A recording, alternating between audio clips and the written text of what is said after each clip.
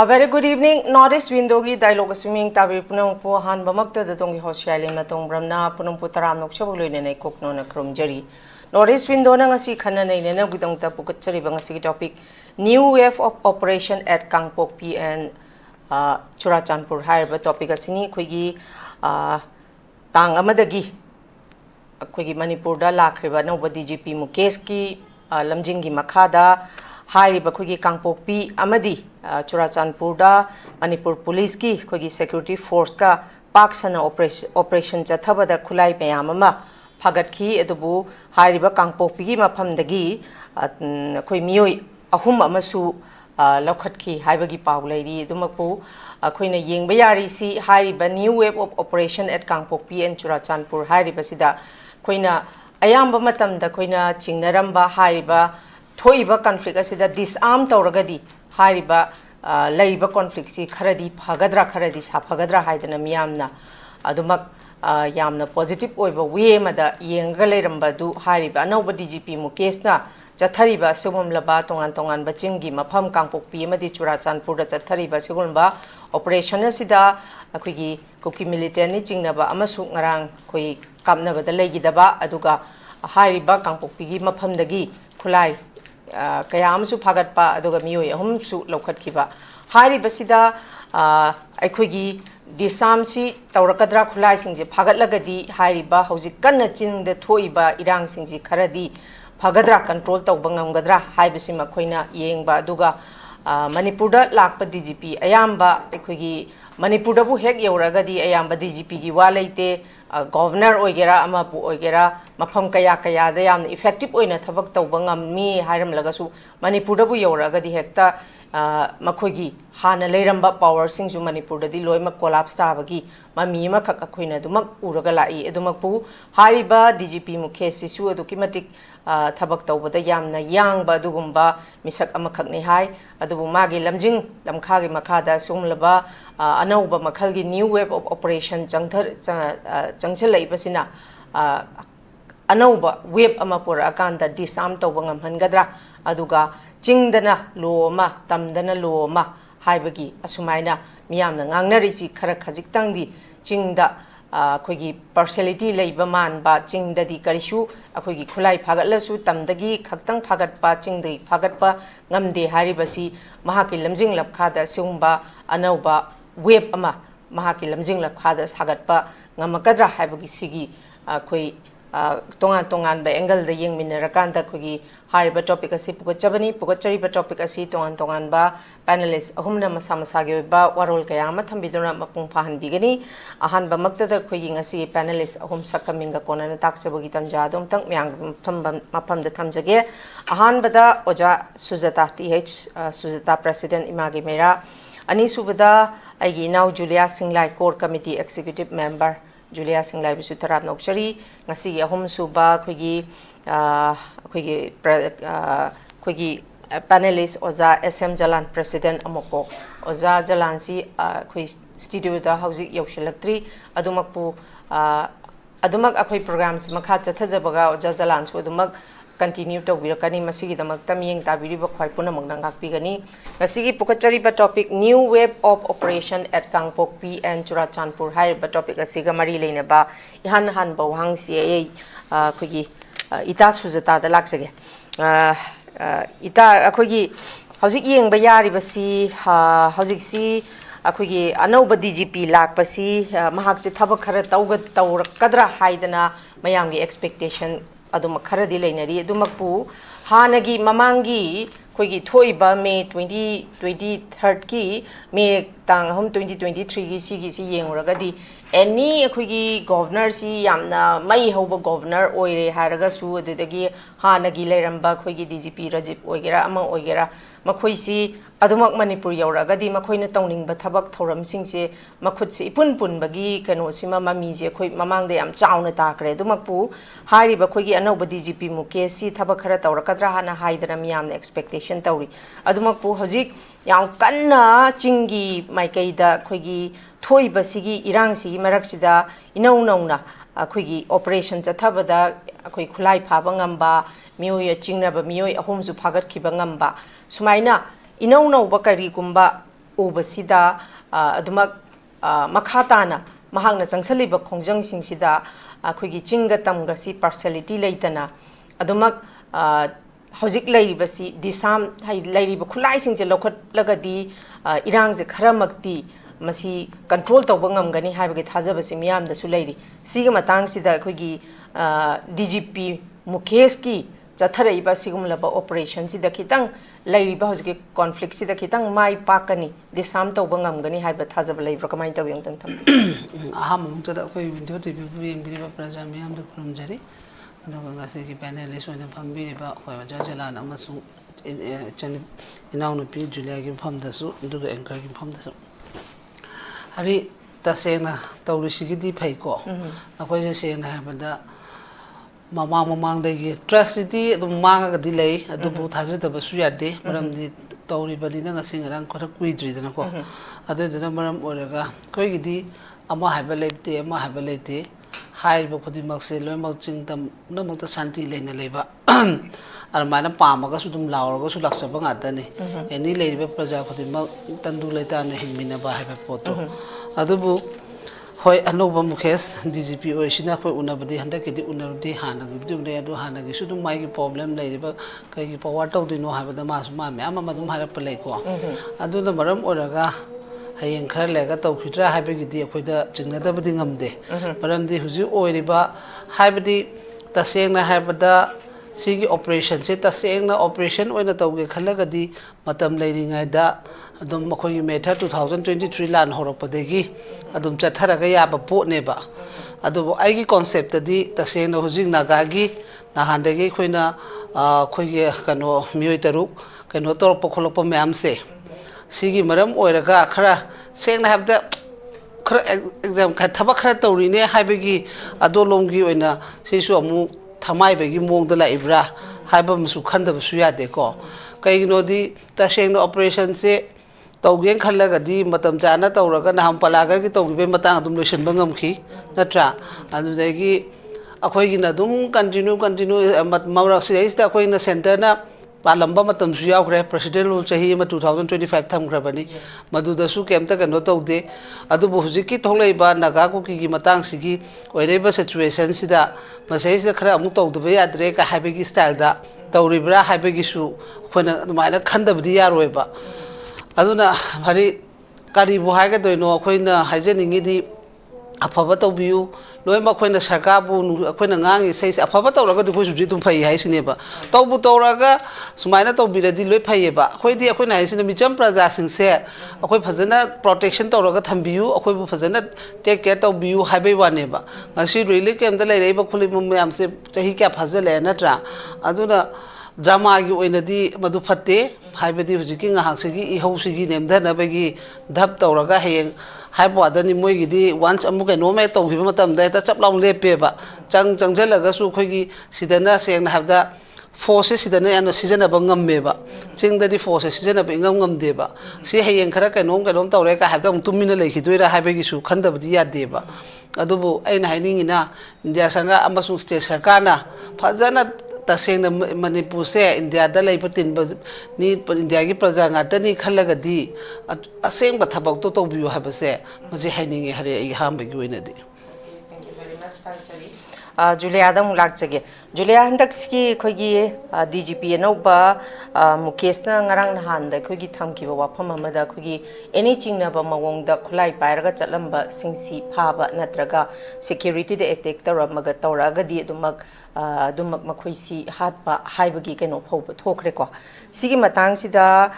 kari haini hairaiba mahangna changsalaiba mahak ek lakpadagi sumaina changsalaiba singsi afaba khongthang amani haidana dum lauba yabra aduga amuk nakalamarom da yengluragana handaga khigi naga khigi jelarang pui community gi khigi chilina taruk khigi sa kakpadongna matuk matuk ka aga thokiba sigi incident sigi yam penadabagi matangda khigi naga ichilina singi maikaidagi phongdorakpagi matung inadi hairiba operation si mapung phana haidi miyamgi trustifizity dumak akhigi kari haini Assam Rifles ta paramilitary forces singsi kuki da bias lay kuki da michang changi haibagi inferior complex haigadra natragana adumak bias lay na thabak tawre makhogi michang changi habasima haidna lairabanina sumaina DGP na thoglaiba statement sina maram oiragadi makoina kuki maikai dagi attack tawraga su makogi ngak thok chanaba kuki na kainoma tawraga su masidi kuki dana hena kari haini advantage se phangi gadra haibagi mai warol su naga gai chilnaw gi maikai dagi thamakba nahana dumak taje sigi matang sida changsalaiba sugumba step si mukesh na changsalaiba tongan tongan ma thamaiba statement si hojik thoiba prevailing situation sida duma effective oini na khanbra natragana likewise adum paramilitary forces sing si kuki da adum support tawi bias lay haibasina maram oirakanda mana thamaiba statement sina maram oirakanda kuki dadi hena advantage leigi gadra haibagi sigi kano sigi matang sidadi Julia gi ba mot se kari kamain thambe ahamada ichi ani oja jalal ai kai khum nazari aduga window tv on the show ai kai khum nazari to shengna hairaga ko ai wonda hayora DGP mukesh to Mado khoi state ki oina DGP lakpane ba akhoindi shengna hairaga hozik phawbada praja singna state ki police honda nungai tabashi akhoi honda tear gas kapa ado kare ba hozik rubber bullet kumba adu kapa du da nungai tabane ba ko aduga hojiki akhoi praja myamna pina dabashi di central force pune ba adu DGP lakpa matamda kari ahoma purakira haibashidi ahongbadu nahan rims ta shu ahongba amadi ahongbadu rims ta yam hongna ama ukre haibadi hojik mana apart from the kari hai hojiki operation tawbdo adu giduna tabina DGP anoba lakpada kamaina tawbra haibakanda mai makhada leirine do mayam police singse leiba matamda hoi police ki marakta constable kumbadi khara akhoi gi manipur prajamyam ge sentiment ji khangaga chatpa wangang biba adudi hoini ko hena officer khradi akhoi gi tamakta akhoi si pan ki gani khot ki khni hena khanbi ba officer khara budi leite de akhoi hairoi aduga khara officer khara leye achobana chanbi shnu achobana haibana loire ai gi mini ma gi mini hena khandabida thabak toba officer khara shu amuka leiba adubo huziki DGP sina mana control tauba ngamba ngamdaba haibasi aidi law and order si yam moi kumna yam mapung phana khangba mi sunate adu oragadi aina pamba mana hozik si moina yamna free movement leibe gi type da prajana oina chatpa ngamdaba kumna khanba khotpa gi wangang bu siam leidana sarkar na haibadi noida chatpa ngamjadaba gi ne adu tauba gi ne hena leigo aduga hojik si nahan si moi gi adum topic adum ai lakchage bako hojik ki moi mi ahum pukhale go pukhalaga khoi irang thoe adada central force na moi bu phachana ngapi senbi yam thagatle habdi moi bu moi na yam nungsi na moi bu ngapi senbi bdo adumaina akhoi onda su ngapi senbi ramagadi lambi su su chathok chashin nungai ramgani khanmani adubo adumai adugi duna tabina aina khanba amaleye police sing sidi law and order su khange moi onda di chathok chashin sidi bera le ramaroiba adunina DGP sina adum gyan taba ma he thoi sing thoi ba officer ni aduna bu DGP ore ini adumana shu state ki akhoi gi state ki oriba achawa sang singa tana bire heraga shuaida akhoi gi aphau sariba police sing se Kangpokpi gumba haibidi changna khotna badu yana rabanina Kangpokpi gumba da moi shi transfer thabiraga akhoi gi moi du thammaga moi wonda sida akhoi bo akhoi wonda cheiriba changhan phawba ya handraba police sing se Kangpokpi da amrak transfer kumba adudi Churachampur da transfer kumba tharaga asidadi akhoi buneba moi ni yek ise adu moi Kangpokpi da transfer thaba matamda moi onda hing na thambra shi na thadorak pra haibadu ai khoi adudu yenginge haibadi asidadi anaba pura aga moi na anaba ni khopani moi bo shok pa yaroi na moi na kalle ba ko seba su to bi thagat le humanitarian ground da khoi yam thagat le adumai na hairiba police sing sidi law and order ngak pani na moi shina Meitei oigra naga oigra ko moi na Kangpokpi Ccpur da moi si posting thabiyo ba aduda moi su kipam thokte na maram di sida moi na michang chang bane na moi su aduda tharaga hairiba mafam du gi mi du na moi bu moi di government gi mi ne na moi bu kanbra kandabra ha aduda han example du da khoi si yengninge ta sheng na hairaga adugi example du yengaga moi na mafam du da transfer taraga phasana moi gi law and order du nga aga lamdam du gi mi du na ngak pira moi bu shok taba tardi moi si tongan ba ma lei ba ne na ai khoi su thajabi ya e ba adu hana yengninge numitu da police khra hoi yamna phaba mi su yawe adu ga khra ma di khoi ngonda ai khoi mak adum angang singon da ko angang singi hen angang singbu sauhan ba mi su yawe he ba adu mai lere adu ga hoji ki khoi gi khun da lam da operation chathag da ba khulai phagat ka da ba gi maram da engon da hayo hairaga di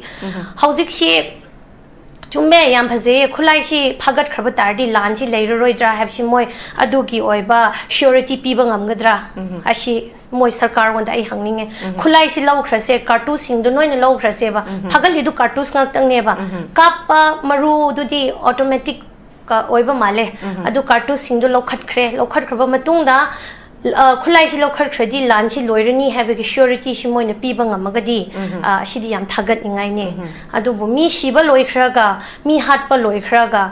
aphaba khongthang ni haina khulai phagat pa operation chat changba hoi chume tawgadawni law and order ni government gi makha da moi leibani thabak tawbudu yam chumi adubo matang ja ba have leye ba adubo matang ja da na thabak tawradi leiriba khunja sing su shawbani ba aduga matang ja na thabak tawbiradi khunja sing su haraw ga ba adubo mi na shaw na mi gi mi taruk su hatok pi khre nongmai su muk caption bi rakhre haina leina riba marak tu da moi na changshalaga operation tawraga khunja hum chu phare he adu du di moi si sheng na hairaga mi mei chag le bu da petrol haijan bi bu gum ne ba tanja hai ba le ba adu si sarkar na shu adu yam shing na tawbi ga daw ne ba ai si haijan ni Okay, thank you very much Thakachari. I makha chathajabada oja jalan da lak jage oja jalan khigi DGP no bam case na khigi magi luching gi makhada combined force Kangpokpi gi khul mari dani khoi ukai ta khrena yauri se bunker kunthra yauna outpost amadi strategic saidan chingba leirambadagi thugai duna manghan khre khochu khulai singju phagat le hairi nakalamarom da yenguraga hoi mahak tang amada manipur da join tawbada ngairi ngasi tang taraga tariat nipan hoi hairiba akoi thama phadringai akoi 18 days simukta mahaki sigumba khongthang ama khoi di khoi haidi sumaina operation gi web amaga laktana bunker kuntra muka thogai bangam bhai sisu nakalamarom da development amani achievement amani habedumak yai adumak pu khoina yengba yari si hojik si mafam khuding makta thungna operation sidi chathaba ngamdri Kangpokpi Ccpur chathakre aduga tongan mafam da khoi adum kapna bagi kaino si adum lepte mol phai adagi sangkong khulgi marakta su combined force ki khutta ku ki terrorist ama sire haidana sumaina khoi pau chu dum phangje hairi basi tongan leiriba khoi manipur police ki team sing siga punna khoi ngamak pasuyai makhoi su strategic plan di sungsoi soidana leiramgani adumapu thengna makhoi gi tobam thokpa district ani da haurai sisu masisu good initiative ani adum haibada yai adumapu mahaki laukhalaiba sigumba steps nakalamrom da yengraga dum positive ne haibasu yai adumakpu ngasai hamba su aina khogi ita sujata adum thamjaba akhoi governor AK bala si Jammu and Kashmir gi article 370 gi sigi matang da tukimatik hai singraba dugumba governor misak amane hainari bane adum whatever whomsoever manipur de hek yawar khragadi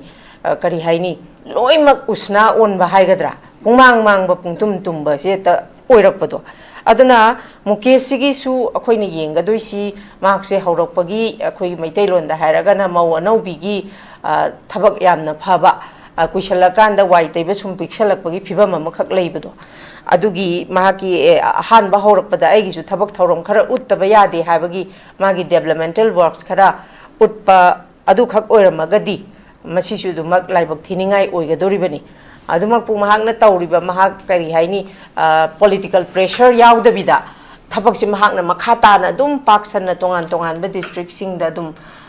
zathabangam lagadi masi disam to hun bangam dana adi chingna ba mi sing pha bangam dana tawragadi adumak irang je khara nem tharakadra haibagi thajaba sudumak le sigi matang da DGP anoba mukesida ozazalan ge expectations di kari kari kamai le view jang dang thambi masi hari akoina nauna laiba DGP mukesida akoina personnel oina mangondagi expectation thudokpa akoina leite habatare masi akoi government of India gi wa strategic move amani han atumaina akoi da fill tawi hujik leiriba DGP se masi bo habai basisu akoi government of India Ministry of Home Affairs ki makha toropani ado hana lerami dusu Ministry of Home Affairs Government of India ki makha da leibani ado ga hujik leiriba security advisor sisu direct Ministry of Home Affairs Government of India da direct link tawbani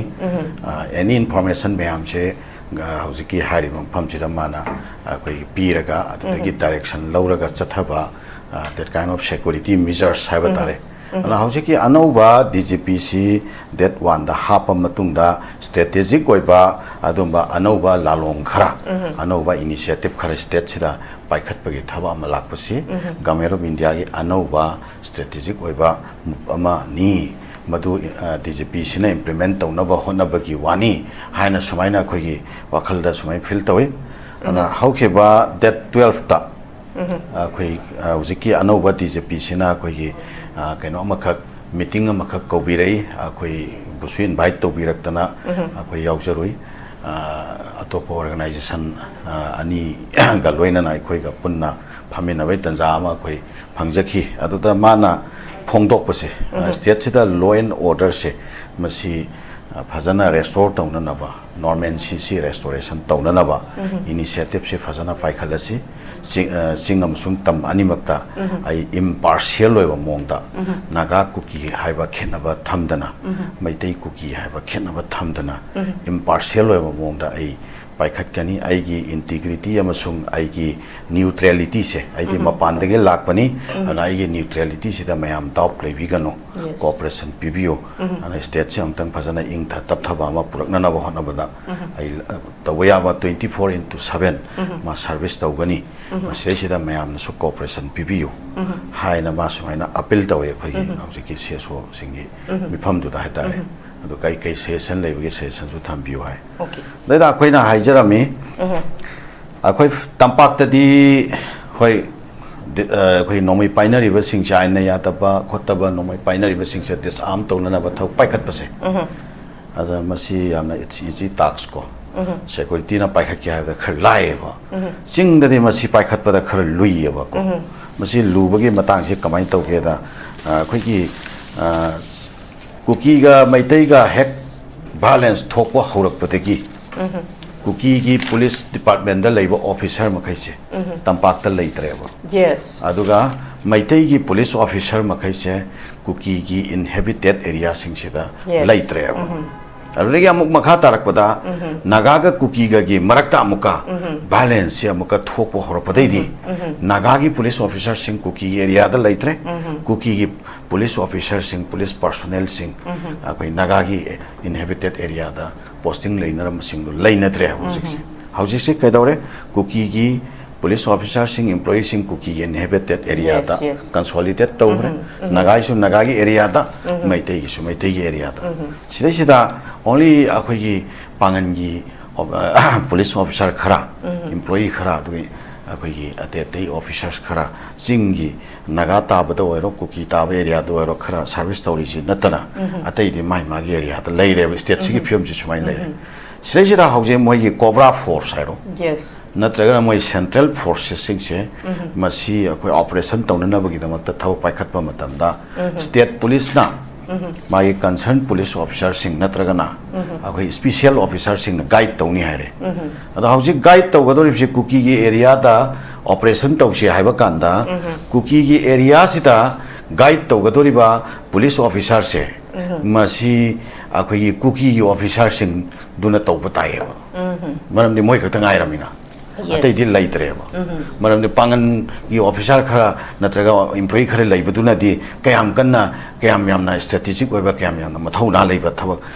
ꯆꯤꯡꯒꯤ ꯖꯒꯥꯁꯤꯡꯗ ꯄꯥꯏꯈꯠꯄ ꯉꯝꯗꯣꯏꯅꯣꯕ ꯍꯧꯖꯤꯛ ꯑꯗꯨꯅ ꯀꯅꯥꯅ ꯇꯧꯅꯤ ꯍꯥꯏ ꯀꯥꯟꯗ ꯀꯨꯀꯤꯒꯤ ꯑꯣꯐꯤꯁꯥꯔꯁꯤꯡꯁꯤꯅ ꯇꯧꯅꯦꯕ ꯀꯨꯀꯤꯒꯤ ꯑꯣꯐꯤꯁꯥꯔꯁꯤꯡꯁꯤꯅ ꯀꯨꯀꯤꯒꯤ ꯅꯣꯡꯃꯩ ꯄꯥꯏꯕꯁꯤꯡꯁꯦ ꯂꯧꯈꯠꯅꯅꯕꯒꯤꯗꯃꯛꯇ central ꯐꯣꯔꯁꯦꯁꯁꯤꯡꯁꯦ ꯄꯨꯔꯒ ꯃꯐꯝꯗꯨꯗꯩꯗ ꯐꯖꯅ ꯅꯤꯌꯣꯝ ꯆꯨꯝꯅ ꯐꯖꯅ ꯀꯟꯗꯛ ꯑꯣꯄꯔꯦꯁꯟꯁꯤ ꯀꯟꯗꯛ ꯇꯧꯅꯅꯕꯒꯤꯗꯃꯛꯇ ꯊꯕꯛ ꯄꯥꯏꯈꯠꯄ ꯉꯝꯒꯗꯣꯔꯤꯕ꯭ꯔꯥ ꯉꯝꯃꯣꯏꯗꯣꯔꯤꯕ꯭ꯔꯥ ꯅꯥꯒꯥꯒꯤ ꯑꯦꯔꯤꯌꯥꯗꯁꯨ ꯁꯦꯝ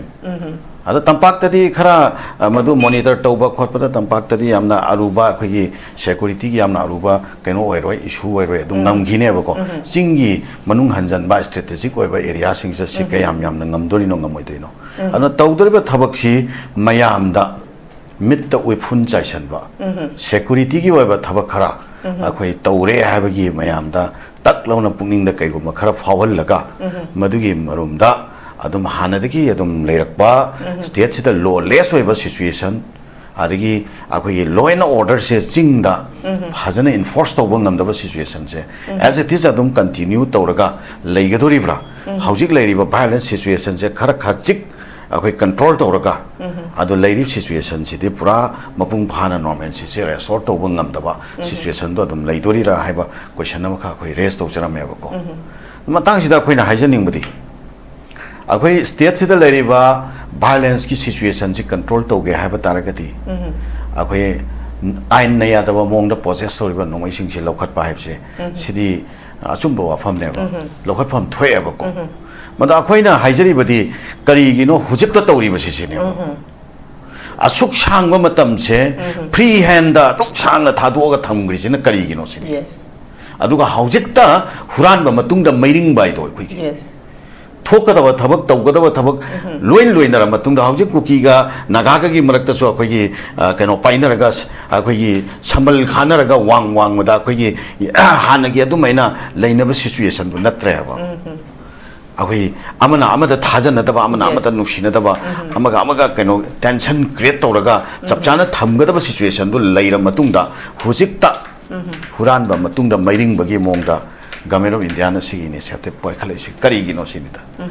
अन हरि आइगे मियेंगददि आइगे ऑब्जर्वेशन दा हिजब तारे गवर्नमेंट ऑफ इंडिया ना मणिपुर से 396 दा थुगाइनबगी 390 दा अरोइबदा 390 से चपचाना लाकनबगी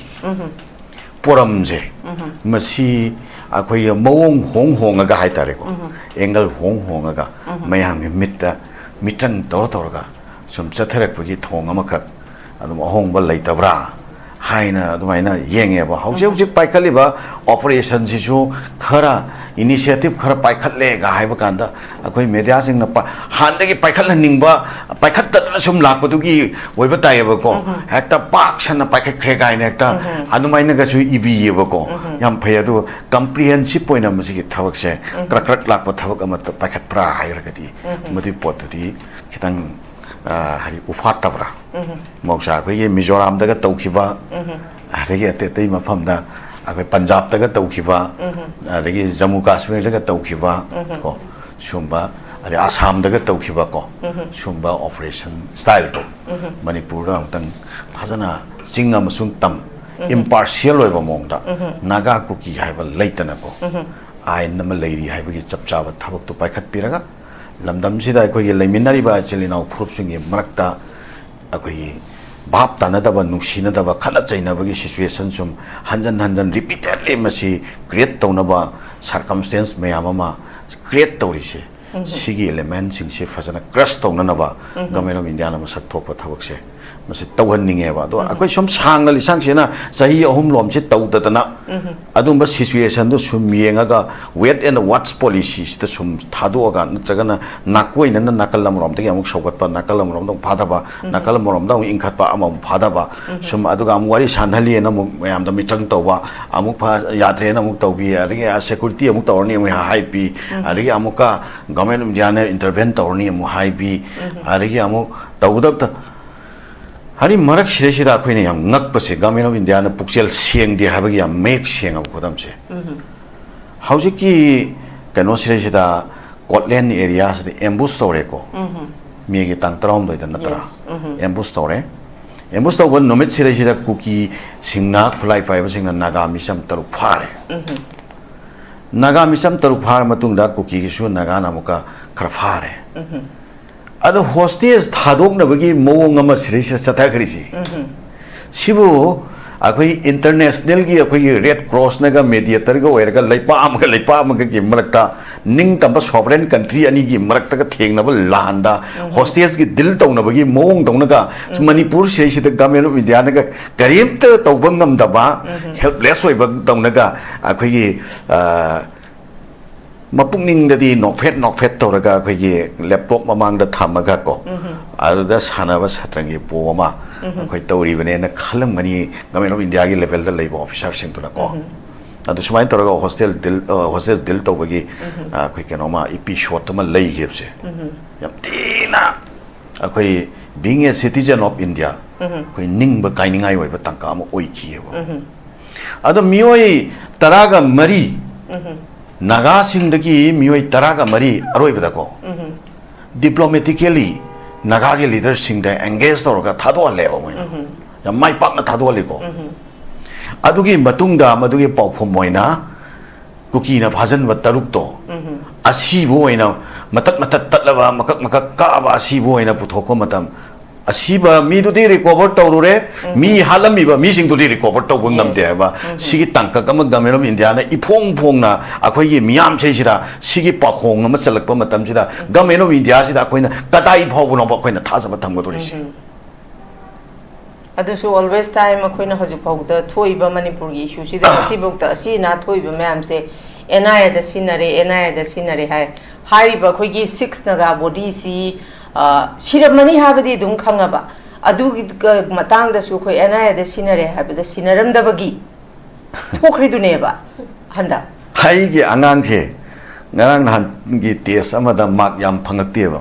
마시주 NIA다 시나도이라고 야 찌나 파니니고 시시 거기 로 레스웨바 스테트 레스웨바 adugi matakta jalana khoi haidi manipur police ki lairiba khoi gi manipur police ki legitimacy se yamna mangjalak pagi mami makhak ne batari se manipur police laiba gi kari kanari ge haba gi wahang makhak la eba any issue da akhoi ne ena da sinaba se da sinare haidana ngasi bo akhoi justice phangbra phangde even adugi matakta aduda natana khoina yengba yari si hairiba khoigi kuki taramari thadok pasigi matang sida political pressure yari si Nagaland gi chief minister Nefurio yaurini adugi khoigi Meghalaya gi Conrad Sangma yaurini akhoigi state ki government gi hairiba Oja Khemchanga khoi deputy akhoigi home minister Oja Govindas ka loin kala makanda makhoina union home minister Amit Shah da sare thado o khoto safely thado o har kanda last thadoga nongalakanda numit kunga nipani subadane ba adusu police personnel samri ga yankhaina sniper do ka yawarga thira kanda si baksang je phangi hairi ne ba nangai thibra phandraga ya nokning bado nangai thibra phandraga hadi that means thado ba matung da asiba si laire khangi ne ba mayam da utta kai haini mit ut chai bai do exactly adumak ne ba nongan baga hek tang keno da thadu e mapan da thadu e tarada asiba samri yang khaidu na hangai kuki tramari do thadok tringai de thibadi kai do ba bagi wahang am su lai ne bo ikhang khangnei da ko akhoi ye miyam na akhoi ye state sida lairiba akari aitare layman people sing haitare including me layman people sing ni khang na ba pot ni day one da mi hat khrabani ado mi se putho kanda akhoi yamna choba uncertain oiba aduga yamna paksanna akhoi choba kanoma gross violence ama nagam sum kuki ani ge marakta tholakadra haina singnaba leibadagi madugi situation do avoid tawna bagi damakta asiba mi se masi consult tawraga thamaga akhoi diplomatic engagement ama nagagi leadership gi through da tawraga government of India da poto thangalaga government of India gi level gi akhoi nagagi lusingba sing hai tare ko masai sida akhoi engage tawba ngamba political side hai batare Nagaland including the Chief Minister of Nagaland and the Chief Minister of Meghalaya adu na singba sing yauna engagement ama tawnara kanda akhoi masi sigrabani na masi amuk makhata na balance yamna paksan na thoalutana kari kana gada ge adu tawam dokpa keno makhai du de dum tawsi khosiga kaino mong khara engage tawnaram bai yaena adum bhap na khoina su adum maina khalle tare ko o shuram go doini adumai tawra kanda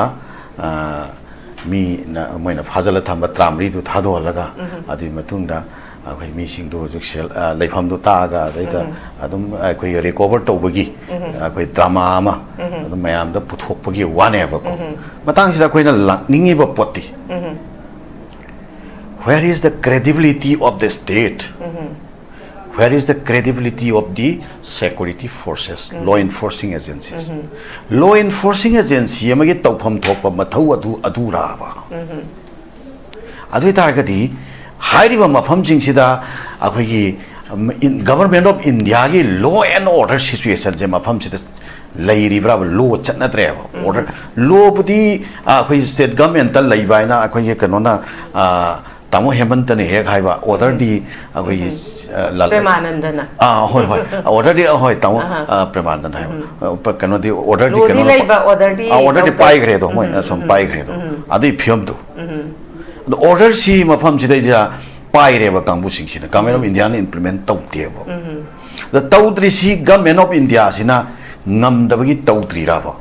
ngam na taudri ra ba akhoi gi Pahalgam da akhoi gi terrorist ki attack ne na amakhak thokpa matam da Pakistan da surgical strike tawba ngamba terrorist ki hideout me amama Pakistan ki soil la leiba terrorist ki hideout me amam da India ki sophisticated oiba khulai me amama paisal laga ekdam mi gi nuclear facility phok thugai ne na threat tawba ngamba international community da achoba threat tawba ngamba government of India na akhoi gi sirai sida they brought light ta tawkhiba sukjamba heinous oiba crime se masigi chapchaba punishment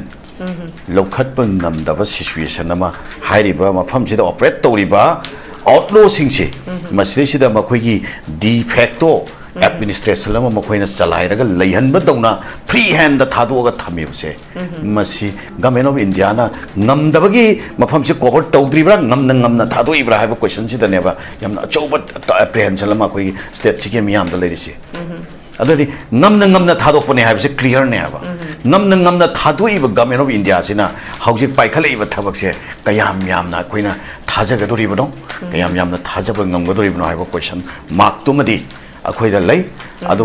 akhoi kaigoma law and order restore tawna bagi damaktani haidana security gi oiba chapchaba initiative ama lokhatpani haiba sidi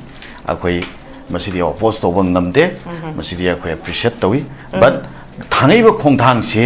ta sengna state sida leiriba problem ji loisanna bagi damakta thangpa khongthang la natraga strategic oiba mupla mathang karino haiba ma what is the next haibam khak akhoi gi thamoi da question mark oina akhoi da hujik so dum fill tawri yeba ko maramdi hauki bada laikiba moi gi experience ya kana moi gi past experience ya kana akhoi state sige miyamna DGP no balae aduka anova initiative khara security gi paigale Kangpokpi operation tore ha kanda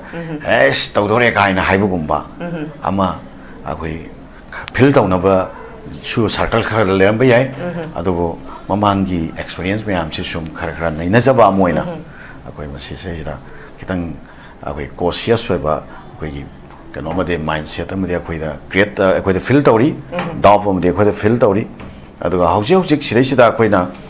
yam achauba akhoi gi state sigi miyam da leiriba challenges city ai ge mot tati akhoi cookie shu moina akhoi gi khulai paiba cookie gi khulai paiba kangbu singje moina khulai oina season naraga moi gi purpose amagi dum to khulai oina season naraga tawagi mong ne ba akhoi praja to praja people to people di adyamna pakshan na hana khi de tan handak mi taru hatok padasu people to people di hana bagi situation lakti e ba ko arya te te ma pham da su people to people hana bagi situation de lakhi de ba naga cookie gi barak sa tori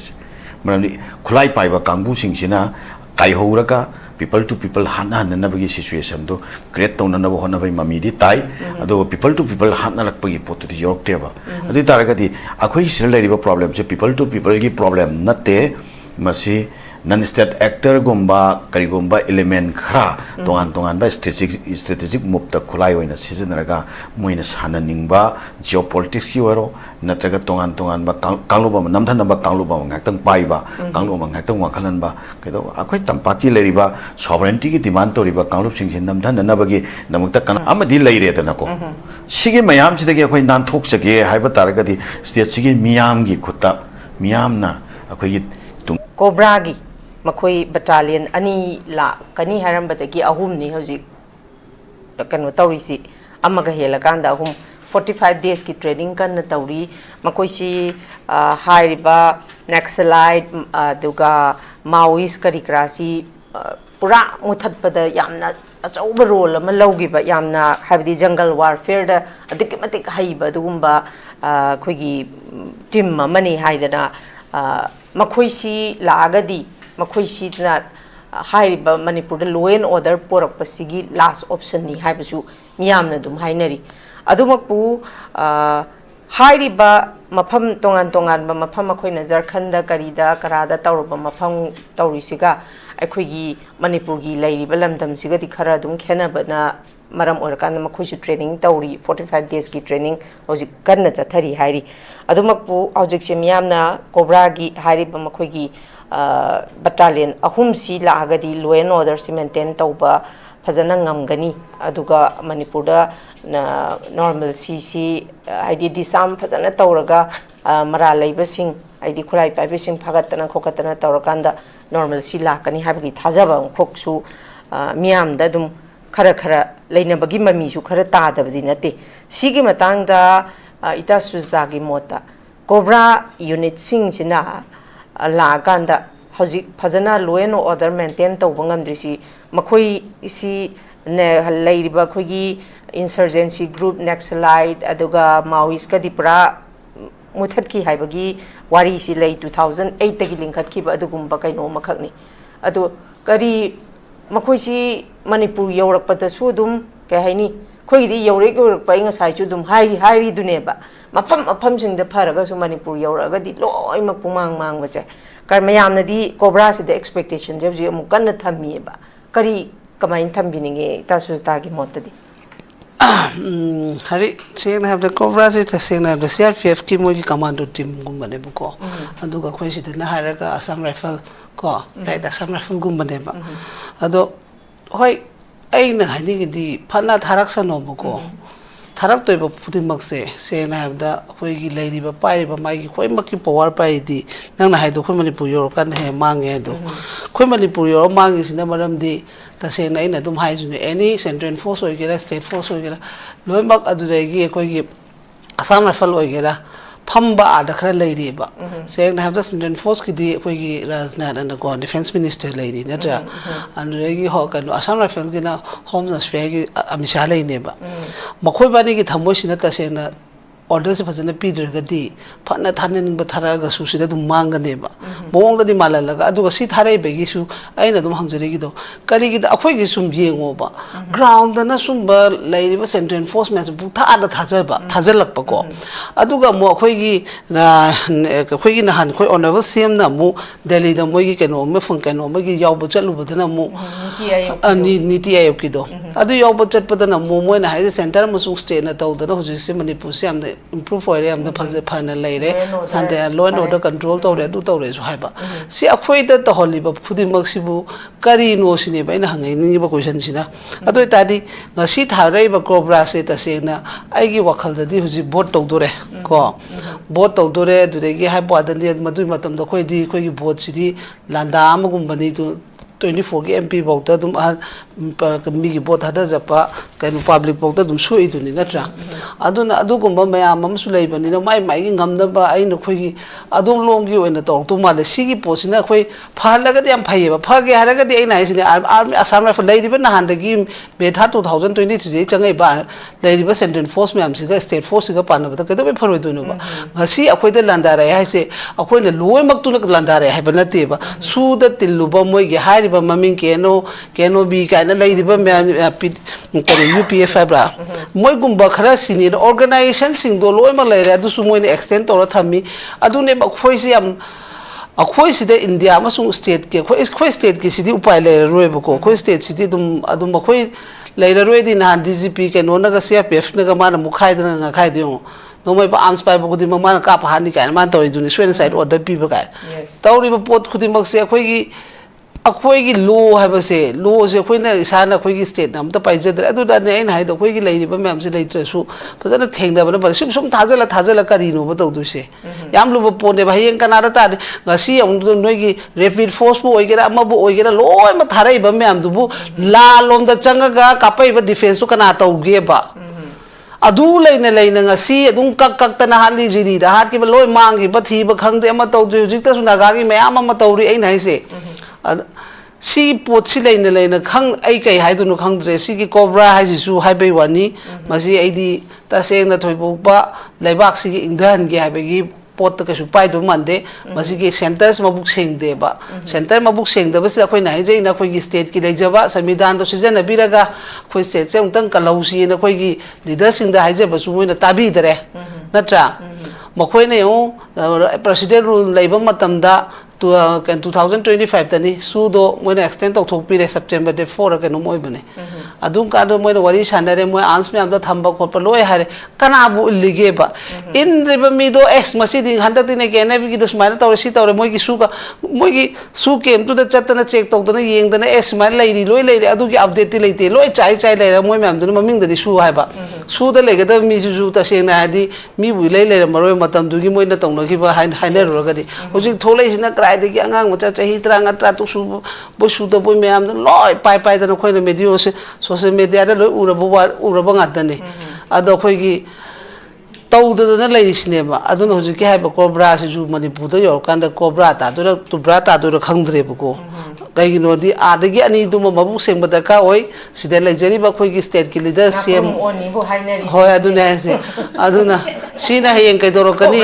justice लाउबा अदुगी अखोइ इंधन बियु शांति बियु हाइबा प्रजा दोइन ओनजलगा को खाम ngana नांदी खोइ के no दगा RIMS तगा खामै गाड़ी में हम दुयो ओदना अरे अदुने इन हाइसे थारक पोच का अदुने खोइ ऑनरेबल सीएम से इन हंजनिंग से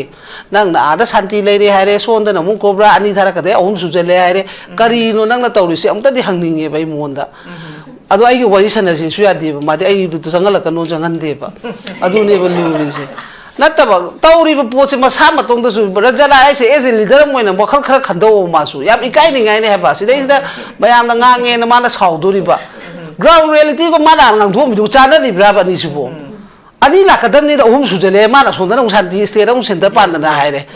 फगी नते बै ना जिन नोपै नते असेंग बने बै सीरियस ने बा अदु हंगे ना ना जुलाई मतुंग दा मोना लाउ लाउ चे चे इनरु बने अदु सोम चंगन बिरक्ते ग्यालम ता दे बतौरि से अदुना अइना हाइनिंग दे होम सुंगाइरा खोइगी खोइगी होम सुंगाइरा को खोइ गोविंदा जी से कुइरम नि मा पारे से कांग्रेस ता याउजा बीजेपी ता याउजा वारम नि मासु फमसिदा नानथोक तना बो होना बद को नान नान दना दुम चटपद को माजु हुजि होम नि मागी माना पारिबा पोसिना करि तौरिनो कै तौरिनो खोइ कें खंद्रे दी कनाना पवा चटपिरिनो बा डीजीपी ना दुगा हेगलेबा मतौरे मैम मोय एम लेबे वैल्यू दु कनाना थंबिरी के सिनिदा सहिदा खोइदी सोम पाइरमनेना कनो तौदना दुम चट लेरेबा मथौ लोबंगमदे hairuraga ngang bambi khoi do na yi moi ni yek na boy ba khoi di moi gi power do ta se na da khoi lei ba sing di piu ne khoi myam se piu ba matang khara di noi myam se to plam te do na khoi to ge ba modi ami sa ke do do no center set khoi center hai ba center ta hai ni be ma noi si noi state subject ni ne noi ke supreme court na hai lo en order noi ke no to noi state subject ni kari no bo khoi da to biri myam se adu khoi gi ning thau myam se na maro ma leader sing sin da chala ga mu shanti lausan biru ni adu son da mu kamai na force ong thajal ei no sigi logic myam se pura confused da praja se pura ai nai ni pura bera ni si akhoi nok poi wan yam lu ba se ke hari yam lu ba position ma lak turam de khoi se ko loi mak se yam da ne ke nom di to dro ba ne phagi ta bai wan ne ba khoi na di no order phagal le haraga adu ni ba cobra team ani thar ka da ohu sure ai ju si ludra to contradictory si to kimatik lai gare ba hamami ba statement si adu yengo ba adu na khoi na sum moi adu da ne ba khoi na saura ga moi da ngang ni se noi na tawri se kari no na khoi na hangi question ja hangbam thok pai hang bane maram di moi da hang da khoi kana hang du no ba ami cha do ina bo thadaru di ne modi do ina bo thadaru di ne ina thadari ba mayam si da hang da ne kana hang du no ba moi bo khoi bu nga pi sen bi ne na chakra ga adu ne ina bu kai them pa mi ngara ga hare khoi chu bu ka mai taw du no be ma kak kak pa ngai yo haram bane som da kai no di upai lai te ba jara phagi na te na ju ji su ama ha ba da ni atopam da song thola pai condition ju moi thammi ba ko yamna mabuk sen seng dri ba mabuk sen seng da do seng da du seng da sanu akhoi gi sigi leader sing ji di sengo akhoi praja illage punna thengna mina se hai bane ba thare di gi yone jagat punna ma ki thare yone asam rifle han de le je ba tan thu akhoi su praja akhoi su ama tan thu hai nga chongwa thajala ba si kem hai di ba wani khali asam rifle da u le ba asam rifle tan thu hai su tan thu pi ba su na ta ba chalan ba su na ta ba aduni to khale du gunda to asam rifle na te Puri mi kano da phamba da sitting gi moi phambi da phamja ba da sikap pa ina la in ni nupi pure na kem tau jata da waiting set da phamba mi do phudar ne ngoi nupi ma do chongjala ga phajak ra sak ma du na arang bi du ko chele ko thakal le gi rem dina loi mang ni ba huji haibdi ai na haji jalal ko khoi mo pa ma tawre chum me khoi chu pen da ban ni law re khong la ngol su kana no ba sarkar na lawon bane ba moi na du ka da problem thoke ba huji yengu ai di amon dong no ni ne khulai pairabal aduni khangama mi do layeng a phajana thadok biri ba akhoi metai ma chawra mu naga ma chawra mu huji layeng loi ma pharoidra kadi ki phada bno bo do yes natro kadi ki phada bno ba siamli am dar baru tu da happy da kanu ambulance am ga to phajana thindok biri ne mo phajana da bani pharadi red carpet thabi bi da to re sojana ga ko phajana senana ba ga yam ha phajana da so kadi ko ai ni no pu no ninge ba aduga akhoi de ki tawram me hayo ba noi de tawram me hayo ba natraga naga de tawram me hayo ba madu rs compulsory tawne ba moi de kari ki taw no ba moi ki priority se asuk yang wang le se kari ki no ba phare laure khonge me yam na haire thad lok thu edure lok thu ga moi rs am ti tawbam thu e mi hari akoi swai de ki ichai sum na village volunteer am da khula em pa ga swai chalu bu de di hekta ha affair hekta panchali anang phone da phone na manu nang adu da tawram ba do na taptai tawram dro moi masana mai ki pari ba pol do kaino ne ha magazine ne ha ba kaino mai dai ne adu kana la license bi no adu bo to na haira kan da khoi gi si am lo ra bani ko khoi ni hemal la bani lairi ba khoi gi insurgency si muthat na bagi da makta assam rifles ki mahutta kuki militants sing an official oiba regiment ama oine tolo pi ga dun mane 2005 tagi sing taruk pi raga thamma bane ba shine ba problem se Sina takpadi government of India na pura makoi di support tawraga suda laiba singsi di support tawraga 2005 tagi lising taruk piraga thamgalak pai siongondana asam rifles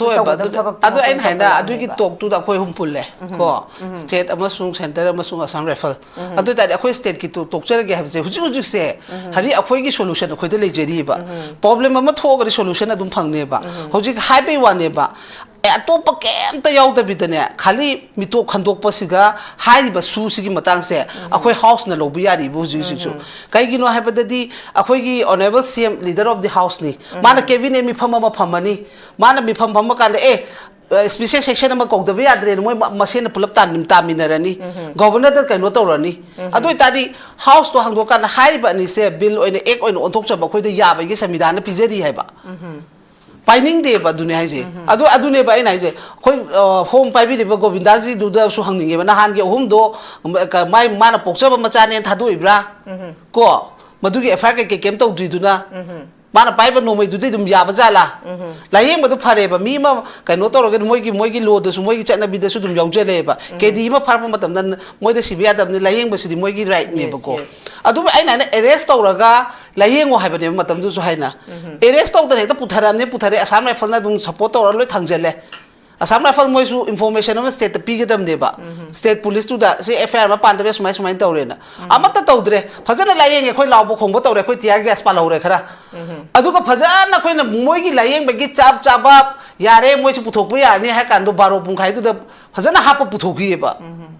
अदु मोइ नोंगालगा statement अमसु थोकते हाइबा लौथोइसे मोइ अहुम सिदि अखोइना arrest तौरबा pony ना खोइ state सरकार कानोनासु हाइदे police नासु हाइदे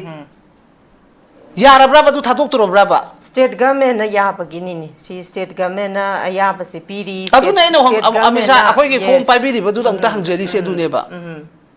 अदु दादी अखोइना ngasi लाउरिबा सु लौथोकदमनी मितो मिरांचा खंदोकदमनी कनानो बतारक तोइसे अदु दादी आइगी दि हाइजरी से अखोइ की मोइगी वेने दि वारी सनदे बोचिसु तोरपे तोरतबे खंबंग मेंगम दे हाइनरी को करिगुम सपोज तोरगदी सुगुम मैम से अमुतंग वखल खंदरगा मियाम दा आइदी मियाम दा तारे आइदी जुलाई तो जाम चिंग तम मानना को अफबा मी खंदबे यारो पार्टी दुदी पार्टी वानेबा अदु यं खोइ बेमा खोइ जराइजे सभा फमदोरम ने चेंगरे मा सोंदा नागागी ना मकक ककपो दो मा केम चंगदे कइनो ने मो सोना कन राइजे सभा लाओ हारमने ना अदो सुगुम मैम से खोइना लीडर ओइन थागलनी हुजि को हायेंग अमु लाउदोइने बा खोइना मु हुजिकी मतम चारिंगे दे खोइदि वा हाइरोएबा खोइगे अमा लैरिबा लोइगे लोइरगा लाउबी अमा जलाइ बुंगो हुजिते अखोइ तुमिना लोइ लैनरे को पामसु पामदसु लोइ लैनरनी हायेंग कनो तोर कांदु राइजे सभा फमे हा कांदु दना मु ngambi देने अदुदम लाउरतुइनेबा आइना हाइना हुजिती चही तरुमनी तौरुदु अदु दादी अफब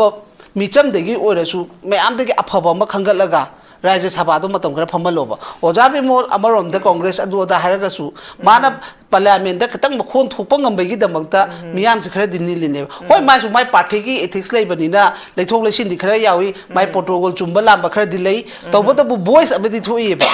अदुबो अखोय की इसे मसादा हायेंग राज्य सभा द वॉइस थोपंग ngamgadराबा मागी पार्टी लीडर ओइना सेपरेट पियोन मेथा टेगी लांदारा अब कांगू दुदा मागी पार्टी देगी तरेट यावरी बदुदा वाहई अमता एमएलए नोय तोइसी यादे नोय अखोय की पार्टी की इथिक्स काइबनी ना पनिशमेंट अमता पीबा ngamdaba माना राज्य सभा दा करिनो बलारो तोइसे खल्लोबा याम नु अखोय दुने अखोय लीडर खनबदा सुने अदुम प्रजा तुमिन लैनेबा अदुगा हे चा काना नोय न तोबनी हाइदुइने बुजि सोमो कोइसे सीने बाइन हाइना अतोपा लैरी अखोय की म्याम अमा लैजरी को अदुगुंबदगी अफबा अमा टाइमिंग मफम मतम मतांगननेबा माबु नुक्सिदे हाबनते माबु का तोंगांबा येंथिनबा नते माई पोस्ट चाकिंबगे अखोयना वरोबो लैते तबतबु हुजिति लेबाक कानसि हाइतारगदी अखोयना दुम हंजन हाइजन लेबदो मतम सुंगी इमाइबेल सिंह थेंगनाबा ngamba नत्रा अखोय डिसेंबर 12 तौरिदो अखोय अथौबो इराबोट कुंबा थंगाल जेने म्याम लैरिदना मखोय गुंबा खरा थीरगा थाबा मथौ ताय हाबा थेंगना सेदी अदो असेंगना हाबदा अखोय की लैहिद्राबा थौ आलमुद्दीन अदुम थेंगनरमेबा अदुम अहल सिंसे लाइक हाइजेदरगसु लाइसुदी लोय खंगे लेबाक नुसिबा होजि दरकार होसे लेबाक नुसिबा मिनेबा पैसा नुसिबा माय पोजीशन नुसिबा दुना सुम था लेरगदी सेंटर अदुम खुलाइना सानबिरकने हेबा साजु सानरेबा ए हंदक थामनि आइना कोइ चा चलगा ओपोजिशन लूरिंग करी करा लो चलगा वारी सानरी मैम से अदु मोइगी थमोइ दा खोइ मणिपुर से कनबीगे खोइ मणिपुर से उंतंग शांति लेगे हाबेगी वखल अमत लेहौदेबा नोइगी स्टेट न तोगदनि नोइ लीडर सिंगनि ने नोइ लीडर सिंग तो हन ज्ञान ता हलुने लोइन ओदर नोइ स्टेट सब्जेक्ट नि ने नो सुप्रीम कोर्ट न बो हाइदोखरे दुदि हाइरेबा यस कना ता खोइ लादा दुम तारक्ट्रो माने ने दिल्ली द लाकपा मतम दा मणिपुर की इशू अमता हाइदे पैसा नी बोइना लाएना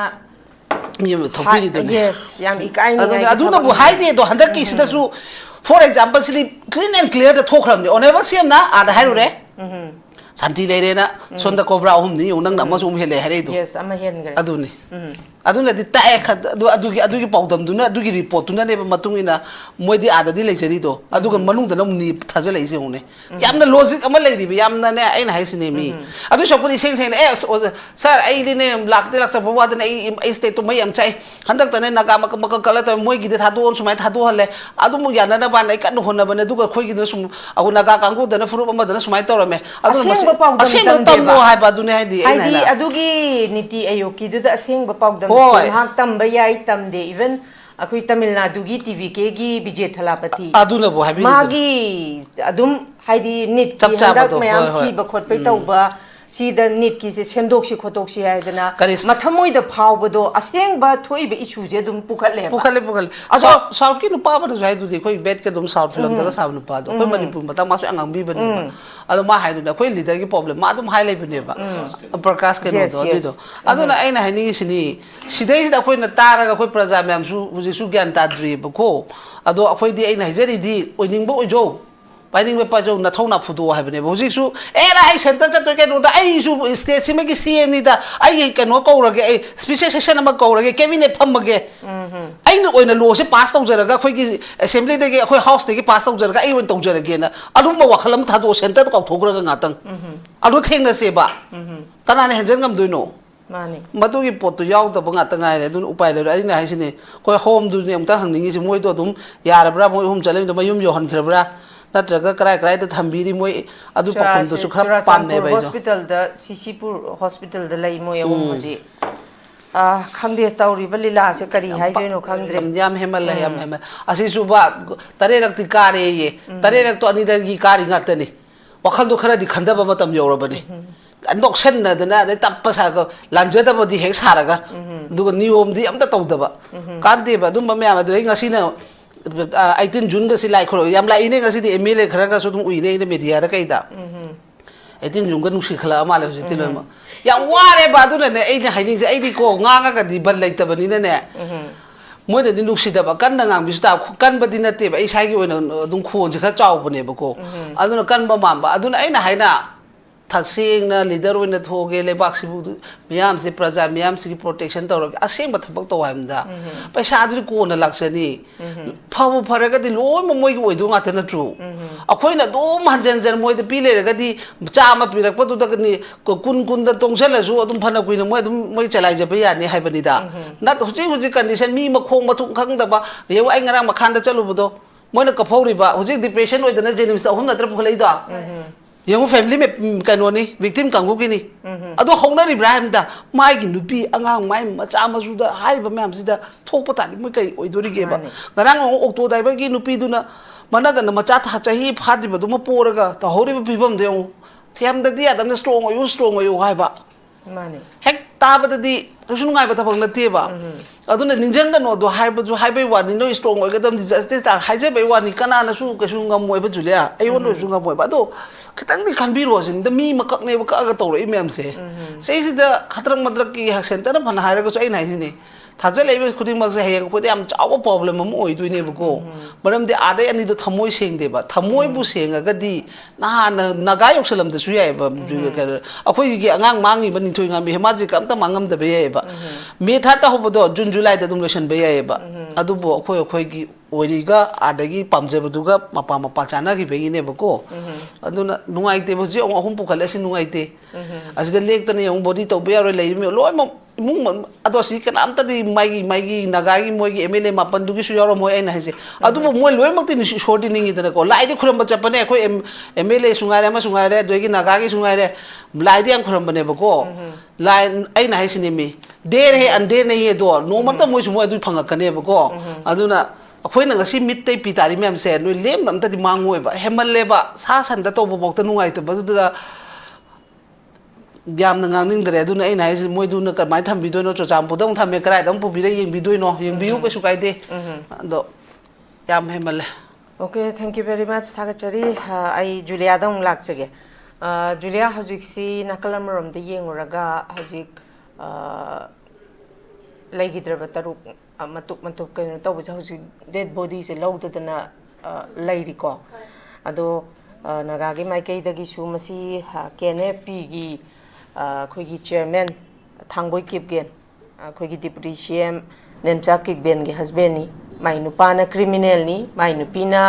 ꯂꯣ ꯃꯦꯀꯔꯗ ꯌꯥꯎꯔꯤꯕꯅꯤ ꯑꯃꯅ ꯂꯣ ꯕ꯭ꯔꯦꯀꯔꯅꯤ ꯑꯃꯅ ꯂꯣ ꯃꯦꯀꯔꯗ ꯌꯥꯎꯔꯤꯕꯅꯤ ꯄꯨꯔꯥ ꯀꯟꯇ꯭ꯔꯥꯗꯤꯛꯇꯔꯤꯅꯤ ꯑꯗꯨꯕꯨ ꯑꯅꯤꯃꯛꯁꯤ ꯃꯇꯩ ꯃꯅꯥꯎꯅꯤ ꯑꯃꯅ ꯇꯧꯕ ꯊꯕꯛ ꯑꯃꯅ ꯀꯔꯤꯒꯤ ꯈꯪꯉꯣꯏ ꯑꯗꯨꯕꯨ ꯍꯧꯖꯤꯛꯁꯤ ꯃꯁꯤ ꯃꯥꯒꯤ ꯀꯥꯗꯔꯅ ꯇꯧꯕꯅꯦ ꯍꯥꯏꯕꯁꯤ ꯆꯞ ꯆꯥꯅ ꯈꯪꯉꯕꯅꯤ ꯏꯚꯟ ꯉꯔꯥꯡ ꯅꯍꯥꯟ ꯁ꯭ꯇꯦꯠꯃꯦꯟ ꯑꯃ ꯑꯩꯈꯣꯏꯒꯤ ꯑꯣꯖꯥ ꯈꯦꯝꯆꯥꯅ ꯊꯣꯛꯈꯤꯕꯗꯣ ꯂꯣꯒꯤ ꯃꯊꯛꯇ ꯀꯅꯥꯝꯇ ꯂꯩꯇꯦ ꯃꯁꯤꯗ MLA ꯃꯤꯅꯤꯁꯇꯔ ꯑꯣꯏꯁꯨ ꯆꯦꯟꯅꯔꯝꯃꯒꯗꯤ ꯆꯞ ꯆꯥꯕ ꯆꯩꯔꯥꯛ ꯄꯤꯒꯅꯤꯗꯤ ꯍꯥꯏꯔꯤꯕ ꯑꯗꯨꯃꯛꯄꯨ ꯃꯃꯥꯡꯒꯤ ꯍꯥꯟꯅ ꯑꯩꯈꯣꯏꯒꯤ ꯐꯣꯔꯃꯔ ꯆꯤꯞ ꯃꯤꯅꯤꯁꯇꯔꯒꯤ ꯁ꯭ꯇꯦꯠꯃꯦꯟꯁꯤꯅ ꯂꯦꯝꯅ ꯊꯥꯔꯣꯏꯁꯤ ꯉꯥꯛꯇꯅꯤ ꯑꯗꯒꯤꯗꯤ ꯍꯟꯗꯛꯀꯤ ꯑꯅꯧꯕ ꯑꯩꯈꯣꯏꯒꯤ ꯑꯣꯖꯥ ꯈꯦꯝꯆꯥꯟꯒꯤꯁꯤꯅ NIA ꯃꯥꯒꯤꯁꯤꯅ NIAꯗ ꯁꯤꯟꯅꯈ꯭ꯔꯦ ꯉꯥꯛꯇꯅꯦꯕ ꯑꯅꯤꯁꯤꯒꯤ ꯁ꯭ꯇꯦꯠꯃꯦꯟꯁꯦ ꯑꯃꯅ ꯂꯦꯝꯅ ꯊꯥꯔꯣꯏ ꯑꯃꯅ NIAꯗ ꯁꯤꯟꯅꯈ꯭ꯔꯦ ꯉꯥꯛꯇꯅꯤ ꯑꯗꯨꯕꯨ ꯖꯁꯇꯤꯁ ꯐꯪꯉꯕ꯭ꯔꯥ ꯍꯥꯏꯔꯗꯤ ꯍꯥꯟꯅꯒꯤ ꯐꯣꯔꯃꯔꯒꯤꯁꯨ ꯂꯦꯝꯅ ꯊꯥꯈꯤꯗꯕ ꯃꯌꯥꯝꯗꯨ ꯖꯁꯇꯤꯁ ꯐꯪꯗꯦ ꯑꯗꯩ ꯂꯦꯝꯅ NIAꯒꯤꯁꯤꯁꯨ NIAꯗ ꯁꯤꯟꯅꯔꯝꯗꯕꯒꯤ ꯋꯥꯔꯤ ꯊꯣꯛꯂꯛꯏ ꯁꯨꯃꯥꯏꯅ ꯇꯧꯗꯅ ꯍꯧꯖꯤꯛꯁꯤ ꯃꯥ ꯍꯥꯏꯔꯤꯕ ꯑꯩꯈꯣꯏꯒꯤ ꯅꯦꯝꯆꯥ ꯀꯤꯞꯒꯦꯟꯁꯤ ꯐꯥꯗ꯭ꯔꯒꯗꯤ ꯃꯥꯒꯤ ꯍꯁꯕꯦꯟ ꯊꯥꯡꯕꯣꯏ ꯀꯤꯞꯒꯦꯟ ꯁꯤ ꯐꯥꯗ꯭ꯔꯒꯗꯤ BJPꯁꯤ ꯇꯦꯔꯣꯔꯤꯁ ꯍꯧꯒꯠꯄ ꯑꯗꯨꯒꯨꯝꯕ ꯂꯩꯉꯥꯛ ꯑꯃ ꯑꯣꯏꯔꯅꯤ ꯍꯥꯏꯗꯅ ꯄꯕꯨꯡ ꯈꯥꯏꯗꯦꯝꯃꯅꯤꯅꯁꯨ ꯊꯝꯃꯤꯗꯅ ꯁꯤꯒꯤ ꯃꯇꯥꯡꯁꯤꯗꯗꯤ ꯇꯁꯦꯡꯅ ꯑꯃꯔꯣꯝꯗꯗꯤ ꯌꯦꯡꯉꯨꯔꯒꯗꯤ ꯅꯍꯥꯟ ꯔꯤꯝꯁꯇ ꯈꯨꯠꯂꯥꯏ ꯄꯥꯏꯕꯅꯦ ꯑꯗꯨꯝ ꯍꯥꯏꯔꯕꯅꯦ ꯑꯍꯨꯝꯗꯨ ꯃꯈꯣꯏ ꯄꯣꯔꯛꯄꯗ ꯄꯨꯈꯠꯂꯛꯇꯅ ꯉꯥꯛꯇꯅ ꯁꯦꯟꯗꯅ ꯄꯨꯔꯥ ꯂꯥꯟꯕꯨꯡ ꯔꯤꯝꯁꯦ ꯂꯥꯟꯕꯨꯡ ꯑꯣꯟꯊꯣꯛꯏꯕꯅꯤꯀꯣ ꯑꯍꯨꯝꯗꯨ ꯆꯪꯕꯩꯗꯃꯛꯇ ꯑꯗꯨꯅ ꯇꯥꯛꯄꯗꯤ ꯐꯥꯕ ꯐꯥꯗꯕ ꯋꯥ ꯂꯣꯏ ꯇꯣꯛꯈ꯭ꯔꯒ BJPꯁꯤ ꯇꯦꯔꯣꯔꯤꯁ ꯁꯧꯒꯠꯄꯒꯤ ꯁꯧꯒꯠꯂꯕ꯭ꯔꯥ ꯅꯠꯇꯦ ꯁꯧꯒꯠꯄ ꯃꯥꯟꯕꯒ ꯅꯠꯇꯦ ꯃꯥꯟꯁꯜꯂꯛꯑꯕꯅꯦ ꯅꯍꯥꯟꯒꯤ ꯀꯩꯅꯣꯁꯤꯒꯤ ꯔꯤꯝꯁꯀꯤ ꯑꯦꯛꯖꯥꯝ ꯊꯣꯛꯏꯕ ꯊꯧꯗꯣꯛꯇꯨꯅ ꯁꯤꯒꯤ ꯃꯇꯥꯡꯁꯤꯗ ꯃꯤꯌꯥꯝꯅꯁꯨ ꯑꯗꯨꯝ ꯍꯥꯏꯅꯔꯤ BJPꯁꯤ ꯇꯦꯔꯣꯔꯤꯁ ꯁꯧꯒꯠꯄ ꯑꯗꯨꯒꯨꯝꯕ ꯂꯩꯉꯥꯛ ꯑꯃꯔꯥꯅ ꯃꯤꯌꯥꯝꯅ ꯁꯨꯝ ꯍꯪꯅꯔꯛꯏꯕꯁꯤ ꯃꯇꯥꯡꯁꯤda ꯖꯨꯂꯤꯌꯥꯒꯤ ꯃꯣꯠꯇꯤ ꯀꯃꯥꯏꯅ ꯊꯝꯅꯤꯡꯉꯤ ꯑꯩꯗꯤ BJP ꯑꯣꯏꯒꯦꯔꯥ ꯀꯣꯡꯒ꯭ꯔꯦꯁ ꯑꯣꯏꯒꯦꯔꯥ ꯀꯅꯥꯁꯨ ꯈꯪꯗꯕꯅꯤꯅ ꯑꯗꯨꯒꯤꯕꯨꯗꯤ ꯍꯥꯟꯅ ꯀꯣꯡꯒ꯭ꯔꯦꯁꯀꯤ ꯃꯇꯝꯗꯁꯨ ꯑꯩꯈꯣꯏꯒꯤ ꯏꯆꯤꯟ ꯏꯅꯥꯎ ꯃꯌꯥꯝ ꯁꯤꯈ꯭ꯔꯦꯅ ꯀꯣ ꯁꯦꯡꯅ ꯍꯥꯏꯔꯒ ꯍꯧꯖꯤꯛ BJPꯒꯤ ꯃꯇꯝꯗꯁꯨ ꯏꯆꯤꯟ ꯏꯅꯥꯎꯕꯨꯗꯤ ꯁꯦꯡꯅ ꯍꯥꯏꯔ ꯈꯨꯠꯇꯤ ꯊꯥꯕꯗꯨ ꯏꯔꯥꯡ ꯊꯣꯛꯇ꯭ꯔꯤꯉꯩꯗ ꯑꯦꯟꯀꯥꯎꯟꯇꯔ ꯇꯧꯔꯝꯕꯗꯨ ꯂꯦꯞꯈꯤꯕ ꯑꯗꯨꯒ ꯍꯧꯖꯤꯛꯅ ꯑꯦꯟꯀꯥꯎꯟꯇꯔ ꯇꯧꯕꯗꯨ ꯂꯦꯞꯈ꯭ꯔꯦ ꯍꯥꯏꯔꯒ ꯌꯥꯝ ꯍꯔꯥꯎꯕ ꯍꯥꯏꯕꯗꯤ ꯑꯩꯅ ꯅꯣꯡꯃ ꯄꯕ꯭ꯂꯤꯛ ꯃꯤꯇꯤꯡ ꯃꯦꯗꯤꯌꯥꯗ ꯎꯕꯅꯦ ꯎꯕ ꯀꯥꯟꯗ ꯐꯣꯔꯃꯔ ꯆꯤꯐ ꯃꯤꯅꯤꯁꯇꯔꯅ ꯏꯃꯥ ꯏꯕꯦꯟꯁꯤ ꯅꯣꯏ ꯍꯧꯖꯤꯛꯇꯤ ꯅꯨꯡꯗꯥꯡ tumba phangi ko haina man hai matam do ekhoisu tar haraweba habadi aigi ichilena sing do ibung pa sing do shok ngai hojiki pharasu hatlaroi habi wakhal do lei akhoi honda su phaweba hanagi congress oishnu moina phaba tawramba leramgani BJP gi oishnu moisu leramgani adubu aigi di ani makshi phaye phate hairadi mayamna sum khangi duni hojik she khoina phate hena lauramasu aiga tinaba mi amana hekta congress ki mi hekta oiramba gumba phaye hena laurasu BJP gi mi ama oiramba gumba adunina shengna haira yamna neutral oina party gi natabina leiba mi shi ai pak udre hojik kanje shengna haira go anuga nahan dreams ta tawbudu ai adugidu khara handak discussion da anamba yauna de ai adugidu ai isama field ta tabagi ai haige CSO marak ta ko madam ko aina CSO da yam yaning da ba ama lekhre handak se category khairam me ba khoise CSO the first class second class hairaga A B C hena grade leitra adumaina leibigi type ta tawbase aina handak oeba akhoina adu da ihau hauraga tawriba myam do akhoi si grade C da leiba kangu oiramme ba grade A kangu sing sidi sumaina phammaga ngangbadi myam ai oe field da kana su lakpi tabani go adumadi haige aduga akhoi hainaba leitana lakpa kangu grade C gumba kangu sidi yam harawe di moina mayam mamang da phong na masak khangdaba mi orasu ko moina hongnaba leitana lakpi bado adugi damakta ai moibu yam thagat pane adubu masak khangna su khangna de kanano karino ai khangde adubu ngasi akhoi window TV gi discussion gi tanja silauraga matam du da lakpi khiba ai gi ichil inau leiriba tampak ki leiriba miyam adugi chingdagi hongnaba leitana lakhiba CSO ki makhada lakhi daba akhoi gi akhoi grade C kangu singse aduba tukki matik ai thagale haibdi tung hande ba taur se en tawe ba akhoi aduda akhoi ngonda lead tawbininga mi su lekhide andu kanda akhoi manungda changba kanda officer amana engonda police officer amana engonda smain hai nang se irang mapham khuting gi nang uwe hai engonda nangi number loge hai go officer amana adu numit officer humari ai budumba wahai du hai adu ge ai na officer ru dai rame ba nang na irang hoba khuting da nang shu yaw du di nang shu irang yaw ba gira ai bu mapham khuting da uradi nang shu yaw bra ha ba adu ai na tear gas to akhoi irang horani di tear gas kap ta ningai gi damak nangi number pio haina aina ma bo du maina on challaga leye aduga akhoi gi student khara akhoi gi naga gi student khara na director unaba chang ngai gi tangkak ta akhoi gi kainogi sample lo pham ama letra blood sample lo pham adu leiraga waiting set leibudu jaga adu da nagam yam gi ima hoi egi sister hoi yam si phamba adu digi patient party la yeng ba sing du su pham bane ba pham mingai sida blood sample lo balak pa form lo balak pa khopasina hoji ki akhoi gi sipai CRPF ka RAF to leibadagi moin haibana karino staff su leite akhoi da anaba gi lakpani adu ka smaina lepsal laga leibasidi akhoi ngonda khoktak saye adu ne moi si han lo mapan de le phalo hai bane ba adu de gi irang do horak pane ba manung gi duti chumna moi gi cookie sing du putho piro o hai bana te ba du gi irang do na horak pa kan si da CRPF ki site gi video number kan da khoi gi naga gi madam mama na ko video do nam gnu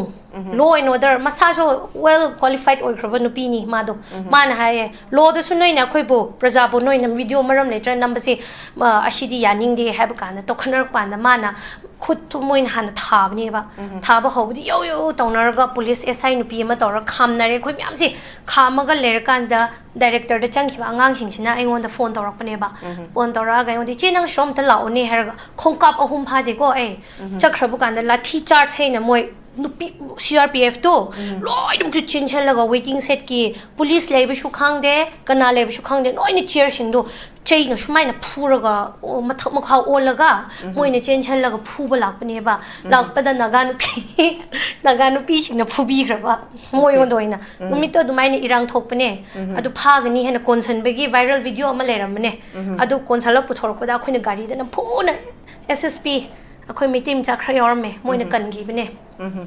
state police na nate SSP na kan bi bane numit akhoi gi rongmai nupi ahum se moi na kallaga akhoi na gari da hapa pura sakhi bane ba numit to dumai na thokhi bane aduga mapan lom da shu irang ama manung om da ni irang ama ne ba aduga aina ya ngakpa ama na hoji madam na hangbudo nemcha kipken on the karamba power lebra ai khangde adubo akhoi aina praja singda haining ba mandi hoji ki kopra haibra moi lakbudo aigi ibung ipa sing da shok ningai gi damak tharak pane hena aidi lobani maram di hana adu degi mamang da shu moina forces yam thara ego sathi ba adubo action to pan de aduga operation to ba matam da ina cookie sing da shu aina yam nungai bi da ba amale ye you can say balika bakra on khre ba moi se moi shu yaw dana to buna su do yaw ri ba kangu sing sin noi ne sana ye ba mit na su uwe mayam sin su si da ne ba mayam na khoina claim tongnari se su si ne ba mayam na mention to bi go aduga you can da mo ngarang handlap rom da nupam chama si bi do ma se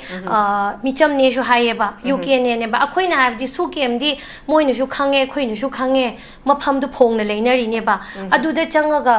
operation do tawa ba changba niyom yaram ba ya yaram da ba yai adu bo niyom ama di leiram ngani na niyom du yaningai gi niyom ama leigani ba lo da adu tawraga changaga hangaga moi gi combined force miam du changho operation tawbio haibne akhoi di na tabi na moi gi shu cookie singi marakta balika bakra ama thamkhre scapegoat ama thamkhre ba ko you can ne da taina bi taina base ashi shodum uwe ba akoina pambadi sugi du kangu do adu da action du lokhat piyo haibani akoi gi brother taruk tu su da yaw ba kangu na ni haire haina una matu amana mawa masak khangda bai moi jati dadi leiram ba yai adugo akhoi gi jati dadi mawa masak loina khangmani aduna aigi iwa phagi ba nupa do kene pi gi ni hain haijabane ba adu phawbo do action panda ba haibasina kopra do lakshno aigi ibung ipaw sing do shokpa lakpani khange adubo Hojingsai iche na hai kiba asigi moina central onda manipur si peace lay kre kho kren hai habado hoji kanji bo ashmuk chaw hraba prime minister home minister du bo phone pai da brane social media ma khoi yengoi drane moju khangena khanga gadi akhoi state tu nungshibira magadi akhoi state ki luching ba sing du na peace lay re haba tar so moina chaipham tho eba shidikari hena point out to gado neba noi peace later noi khoi bu chin thi ba yabra haina chaidrba central ge moi ge kari hasra luching ba sing du ju phatte akhoi gi su phatte phattaba ani manarak paneba pangba gi neba aduga akhoi gi kopra lakshno gari lakshno manipur city laire bakni akhoi gi manipur da leiba python lairen se mi gi lam gi lairen di tap tap pha ba yaidana manipur gi di dum tawdi to haide ina pan ba se lairen na python na leiram ba jaga se mana leiram ba jaga phau ba lan ma matam da adugi manin da mi shi ba yauri ne ba adugo ai gi ibung ipaw sing di Lairiba Lairi Pakta Labani Laidengi Mahu Pona, Tengnaba, the Mishiba, Labak the Hingak Panena, Dum Lairiba Prazamiam, the Shumoy, the Makta like Krumbigini, Equina show. Haigni jati bijati later bina shidadi nagagi oishno maitegi oishno ko maite pangalgi oishno tholok pa ekhoi gi lamgi damak tane tholok pa singdi kopra na chiktringai da lairen gi manin na hana moibu yogni adune na moina hana manin du da hana shiga dawne na ko thoidok na wakhal kari shu wakhan chu pikte haibadi machin manau akhoi mache machan akhoi lere mamam pa lere akhoi su persona tawgni mayam na like khumgni akhoi gi khange chumna uwe akhoi kana bu muthat pa lakpano moina 2029 hebana tra moina thakibdo adudu lakpani heba mayam na di irang si nemtha ningai lakpra khanba adudu gi target to lakpani achi prajam yam shu ain haibni akhoi gi high class CSO singdi khang na khangsan na dre akhoi lower class grade si habatare ashi sing field shu tagni chengni wathi shu chagni aduga hana khudi tear gas su chaina punchi ga han ma chabane nungsu nungsie numitu da imai ben sing adi chinaw miam du chenmi na bu do khoina phammi na kan da haya si kona khoi nungsira kani koi hoji khala nungsu nungsi vai du ko numitu da wa da chele sa khoina nokhi bu du ko yum du na so khoi yam na taram na go okpira sing ga pithak do bu do sine ba nungsi na bse aduni na aidi sing ba irang si bu thoidong na su khan de nungdum nungai ba ma yaw khre ha bi ai khoi si chin he na tinani ngai si moina kai ningai shinba ade hojikan social media da amakan na thokpa leibni nagaga maitega pun khrisibu khoi gi greater nagalim adu da haibni ko machin manau she yumpham gi maram da su khatna bni asimadi ai haige hek pokmina ba machin manau she yumpham gi maram da su khatna bni thang su chatna bni adubo machin manau she da atok pa mi na khut tharaba ani du pullaga khut thariba mi du khatpani haibe she akhoi leriba social media da ngangi ba sing su kauroi do bni machin manau blood haibaga blood na tabga yam tongan ba haiba leibni moi adu gumba shu hauziki matamda thugai ningai mi shu tholakni adu akhoi gi leriba iphuru myamna ashida wakhal pi aga thaine gi hauziki na pana dabina hauzi go hara irang marak ta chenmi na base simok nungai ba leite aduga hojiki thangpoi gipken gi wari dudi madam aina haigni ta su tabi roi action ju panbi roi yenga se moi gi kopra duna akhoi gi ibong ipasing da kopra oigadra asingba phataba mi sing da kopra oigra du thengnaraga matam du matung ina noi shu khoi shu ko media housing shu lere oji si mete pangal gi shu jalal shu lere khol myam le si di let me nar loire ai si haijaninge. Okay, thank you very much. Luchilakpada Jalan da lak chage Jalan hajik si akhoi gi lairiba present ruling government si aduki matik shole habasi miyamna khange even tang February tang marida khoi wasak laurakan da CM oriba si even mahak si sudum lairiba government se da mi government ne si miyamna dum haina dana lairibane lairiba khoi gi hana khoi gi BJP gi state president pai biramba khoi gi jema ko ma hojikpudi Rajya Sabha ge chatkre adum ꯂꯧꯈꯠꯀꯗꯕ BJP ꯒꯤ ꯑꯣꯏꯇꯥꯔꯒꯁꯨ ꯀꯨꯀꯤꯒꯤ ꯁꯤꯡꯁꯤꯗ disciplinary action ꯂꯧꯈꯠꯀꯗꯕꯁꯤꯡꯁꯤ ꯑꯝꯇ ꯂꯧꯈꯠꯂꯝꯗꯦ ꯑꯗꯨ ꯃꯥ ꯍꯧꯖꯤꯛ ꯔꯥꯖ꯭ꯌ ꯁꯦꯕꯥꯗ ꯆꯠꯂꯀꯥꯟꯗ ꯀꯔꯤ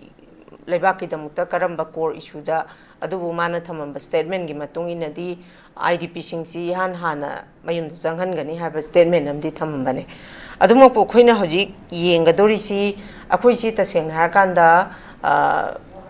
national party ꯑꯅꯤꯁꯤꯗꯤ ꯇꯁꯦꯡꯅꯗꯤ ꯋꯣꯛꯇꯤ ꯋꯣꯛꯑꯕꯅꯦꯕ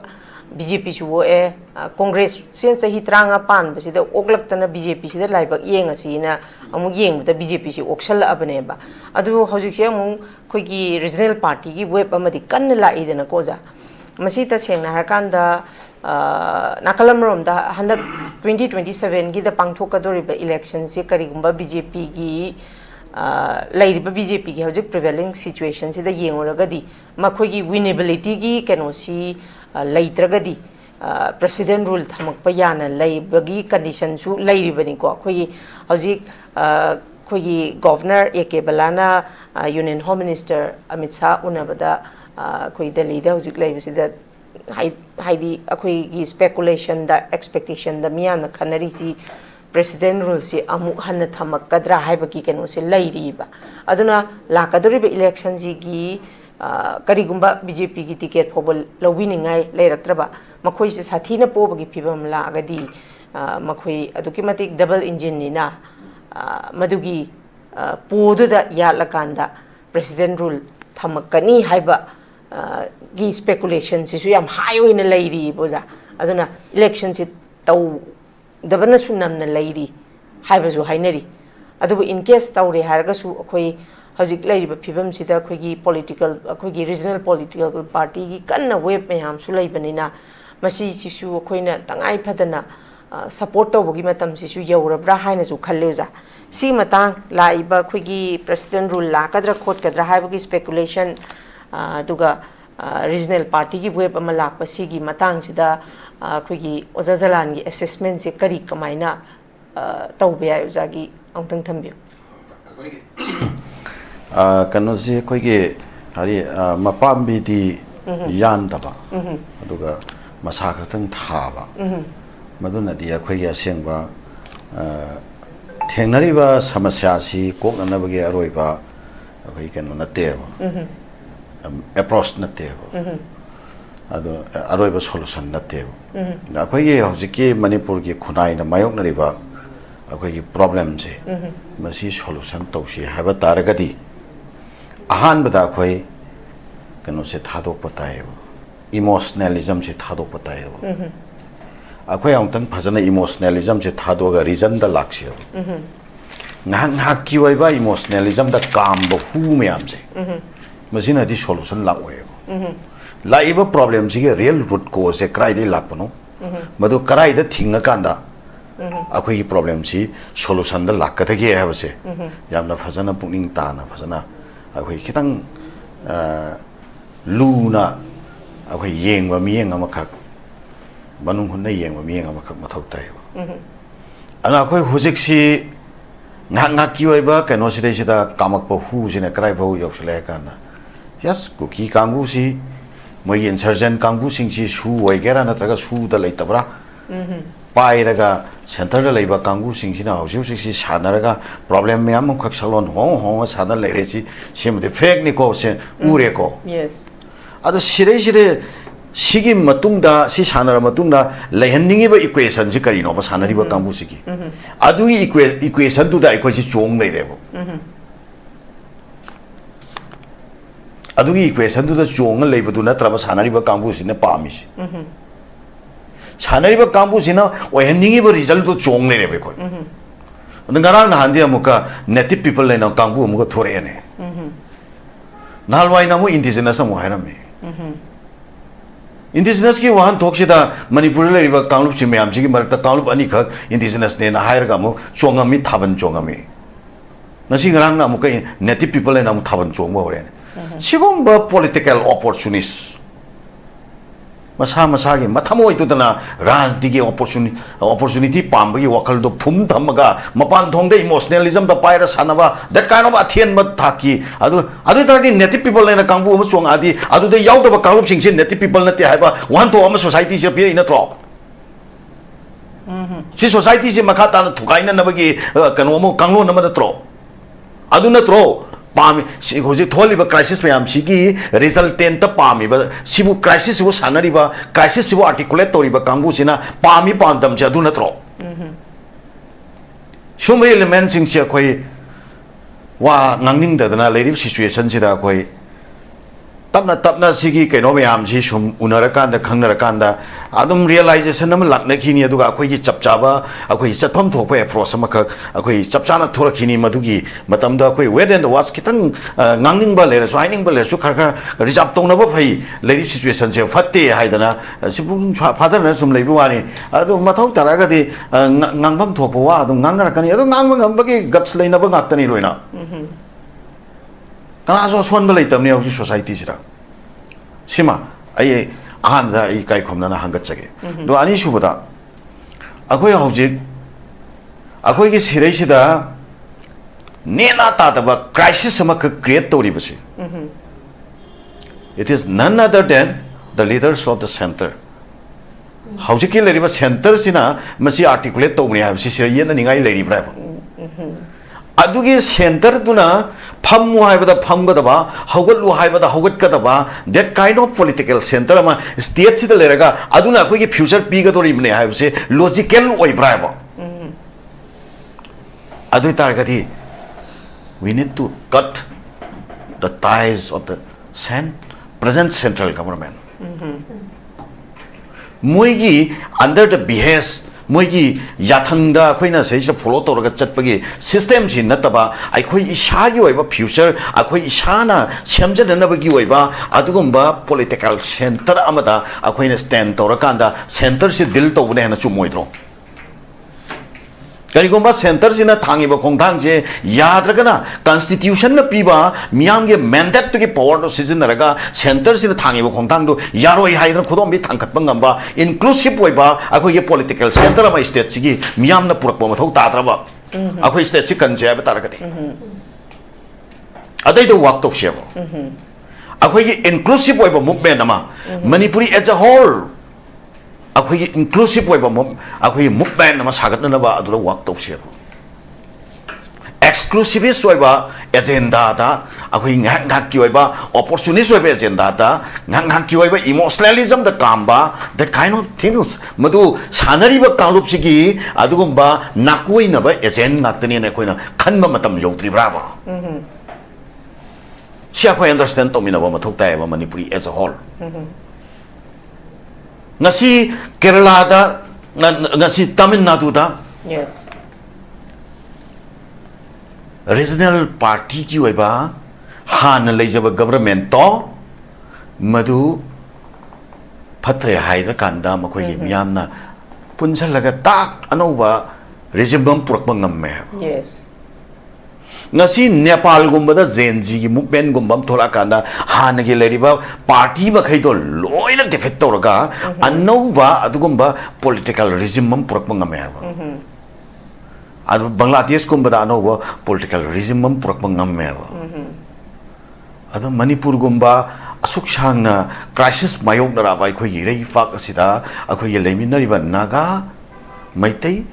aduga pangan amsung kuki gi miyam sena punchalaga kari anova khoi gi future gi oiba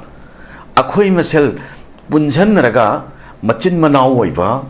sana chinani hingminaba maratana ingna tapna aduga akhoi gi manipuri singi historical entity amsung historical boundary historical magi legacy se masai sida khoi submission tominara kanda ingna sikna mara tapna pan bai irei bagi nam nam purakna na hona ba that kind of mindset aduda based over political center ma manipuri miyam na purak ngamdragadi akhoi loinabak naga oisanu kuki oisanu maitai oisanu pangan oisanu madugi miyam to ki victim akhoi oidori bane habse akhoi nahona na khantha ba matam oire Kuki के मरक्तसु मोइगे मरक्ता लीला सानरिबा कांगदु दुना मखोइगे मियामसे human सिल lion सिनरगा लान मखोइ वइन लमजिंगगा पुबा नि हाबसे अखोइ मियाम यामिनबम चंगेबा मोइगे मरक्ता अदुगुम्बा अखोइगे जालेंगमगी philosophy वगैरह नत्रगा करिगी philosophy हाउसी cookie के मियामसु अखोइ याम फजना अखोइ इचिली now ओइबा मोंगदा सोइना करे ngamna करे मियाम से तुंग रियलाइजेशन लाक अनिंग बगी अखोइ अपील दो तौचनिंगे बा अखोइ मखोइ से मखोइ गे दुगुम्बा एलिमेंट सिंग दुना सानरक लीला सिंग दुकी विक्टिम ने बा 1946 दा मखोइ की लेग्रिबा लीडर मरुइना अनि हाबा तारे अखोइ थांखो पाव अमसुंग अखोइ एसएम जाबुम मखोइ अनीना अखोइ कुकी नेशनल असेंबली अमसुंग कुकी एनपी लिंखलकांदा मखोइ जालेंगम की ओइबा मैप अमा अखोइ सेमगा अदै थौजलकपा मोइगी सु केनोमा लैरियबको on the other hand akhoi somom da su lainari ba sigi wakalon sing si akhoi na madubu yamna kanna kano to bagi wan na tabi da ichili na oi bagi relation da madu ki separatist web agenda se kindly thadok pio haina akhoi appeal tawni nge bot naga amsung kuki ani makta adi mota manipuri oina akhoi masel ge marakta soina ki ba ngamna ki ba henjana ki ba kedo ki ba myam se forgive and forgetness tawnar kanda openness tawnar kanda Nagana cookie da nungai tabado ting haidok na seba cookie in lerama su haidok pio mai tin lerama su haidok na seba shuma akoi na ler su haidok sakeba aduga akoi soina kiba lana kiba mayam se ngak thok ngak sin tawnara kanda akoi manipur gi oiba national interest to di ngak min na seba mapandagi mitop changak ba gomba adagi drug ki gomba natraga ate leiri dra issue akoi gi kanogi akoi NRC gi oiro amagi issue akoi national interest kharadi common interest kharadi ngak min na seba adu ngak min ra kana manipuri amoina as a whole akoi chana sin ani hingmin na ba yabagi political philosophy ma akoi thi seba collectively inclusively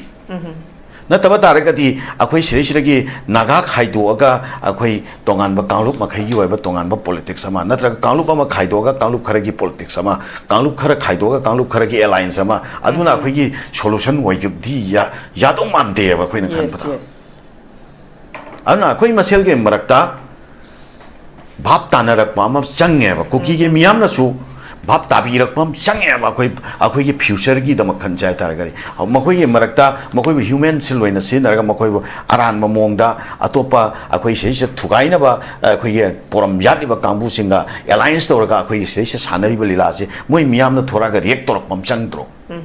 sei appeal tawning ba adu natraga makoi gi miyam do makoi gi sanari ba kanglup singro moi sanari ba lila do la le haidana realization toraga halakpam change mainstream da halakpam change aduga nakalamoromda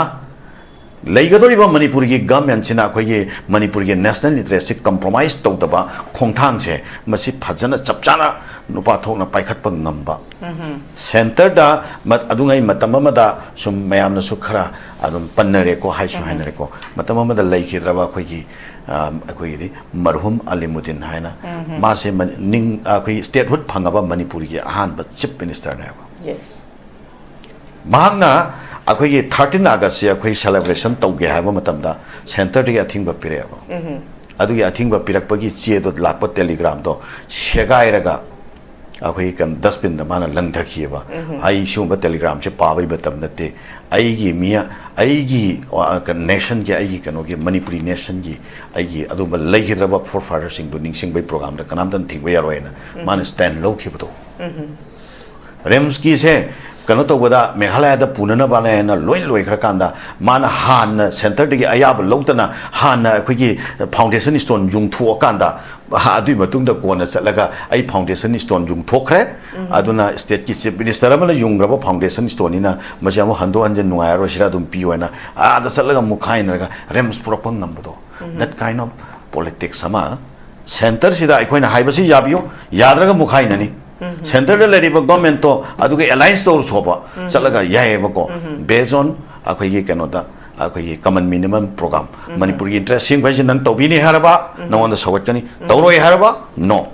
ada akhoi interest ta kaiba thok toraba nang government ge hantoe akhoi people's convention ga loina na akhoi warep loraga akhoi tawi aba political movement torkani haina sigi guts ta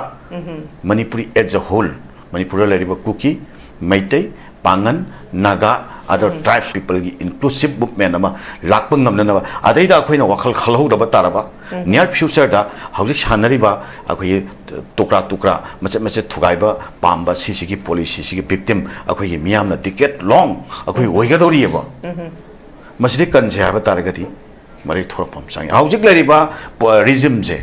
state ki regime je sidi center la lari ba regime du ki keno ne ba magi behest da thabuk to ka ne ba Yes. तौदब यारोय हाउजी state से लेबा security का मरी लेना वारे बम लौगे हारसु मागी सेंटर दिगे मागी केनो अयाब ngai दुइनेबा कइगो सेंटर दुना अबदुगी अयाब दो पिरक तारगदी करि अदुगी थब मायक थब अम तौरु मतम नोंगान माई गवर्नमेंट तो केन दौरियबा that is the problem Yes. aduna maram warakan ma pangan shon baneba ada pham dune hena maru oide ai state sigi miyam gi interest na maru oi hairogadi nongam government to government to so to na I warep logani na hairaga thorpa leader du oiragadi phaba adu oiragadi adum yani yana ba lesan ta ba sima to pa mana separatist sing government pairaga bu kamaina state shanti oidoi no separatist sing gi agenda se kari no ari ate yamna logically akoi amti yeng cheba Yes. Housing akhoi ki lariba manipur ki political party sing sigi marakta ngasi kuki ki MLA tara harise sigi manung da tariat amadi BJP ne ba BJP da MLA tariat si separatist kuki ki separate land tan ba MLA tariat am yaung lai re ba separatist to BJP da yaung lai re ba si shamba problem ne ko ani shubada KPA haidana am lai ko Sisu separatist natra aduga ahum su bada akoi naga chili nau sing dagi su akoi NPFC makoi su naga gi tongan ba separate demand tawri ne ba sigi group ma khaisi na punjal laga sem ba sarkar ne ba adudi separatist sidi kaino manipur da turmoil thon bata bani separatist agenda du lakna na bagi damakta separatist agenda ai ji manipur se shanti oina leraba unite oina lerakan separatist agenda krai da hajal ka doino already separatist agenda leiba tanglu paduna somna kandak KNFP haireko KNFP gi leader du gi magi keno duna family akoi gi keno duna mrs duna akoi keno oire deputy CM oire somna kanda su NSN IM gi aduma branch chai loiba akoi gi keno amana political party amagi leader do adu deputy CM oire ani jina deputy CM oirega leiba lengak ne ba manipur lengak si ana manipur kanje habe taragati separatist agenda je mai thiba pibam mathau tai ba adu separatist singna khoi kano orga ventilator oiraga moina oxygen pirga hingba government ama chalain leraga bu kadai da manipur ki oiba unity and integrity aduga harmony aduga coexistence and the collective khoi survivalism je kadai da restore tor pa ya gadoi no kuki ki separatist ki magi poram du tanana ba ang hot padune ba lakadoi ba magi political representative tuna lakaturi si gamelo manipuri ki marks tu paija bagi wani magi nung agenda di magi separatist ki agenda du fulfill tawna ba wakal leiram moyen logically sumyeng se leiram moy tara ba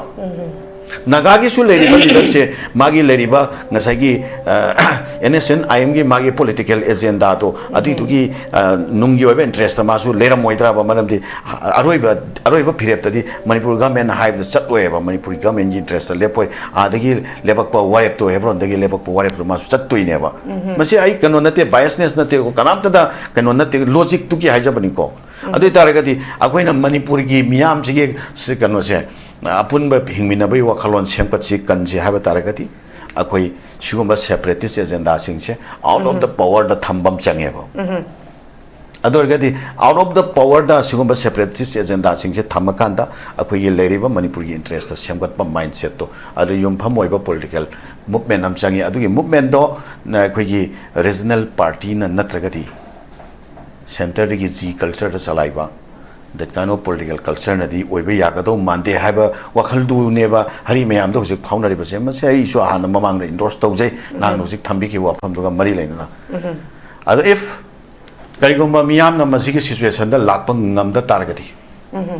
near future da khoi leiba problem je politically solution pang ngam ngani haiba ya sa do khoi u di haiba tare Okay. ado saga se haiba targati akhoi khitang haujuk leibiriba ichil naw singnasu manipur gi integrity di pami haiba manipur da punna himina bai culture di pami haiba manipur thugaina ba hona ba political agenda da work tawriba adumba leader singdu gi matung ilaga work tawni haiba okay masina di future wai gadra haiba question je manipur myamna hangana haijage aduga atopa amana akhoi gi ngarang nahan dreams ki episode se very unlucky adu yam laibak thibani aduga manipur government na hoi anaba layeng ba kaidoba ama matuti madu magi kanoni sarkar gi primary condition ni ko adu raga su hauju jing miyam gi khoirang khuisau naraga nungai taba sentiment leibani na naga gi miyoi taru matat laga kaktana hatna yam sathiba nungai taba leiri ko adu hauji gi khatna chaina ba situation ji yana ba natri jingda akhoi freely movement toruba yaba natri sigi timing sida heta taklauna rimsta pusalak podo lengak ki ko government ki kitang wakal khanda ba wat pa soiba khongthang ama oibra haina do mai khali adu gauji ki leiriba mio singda ain gi oiba chapsa ba mai tawphom thokpom mathausi karigomba tawramda taragati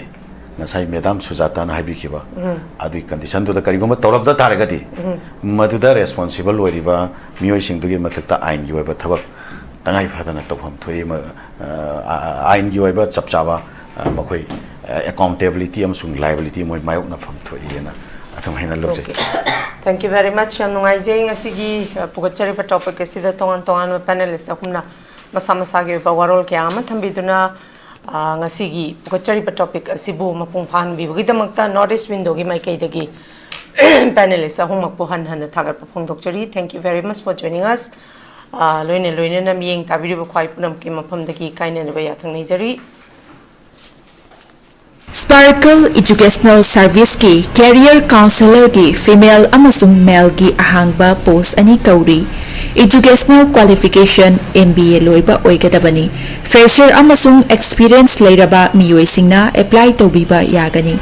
Hena akupa marul ki damak 7005063196 natragana 9366230077 da contact tawirau natragana aikogi office Sparkle Educational Service, 2nd floor, Northeast Window TV Building, Hata, New Tikon Road, Imphal East, Manipur da Lengsin Birau. Manipur University of Culture Palace Compound Academic Session English Community National Education Policy 2020 Makada 4th Year BA Degree Program Online Application Form Haba Hussein Teachable course BA in Dance, BA in Music, Manipuri Folk and Traditional Music, Hindustani Music, BA in Countdown, BA in Theatre, BA in Sankirtana, BA in Amanglai Halauba, BA in Travel Studies, BA in Visual Arts. Highly course in the city from Tajin Himakan, Joe Dantara, the Hikun Fauba Ozidin. Akupumaran Gidamak at the website www.nuc.ac.in.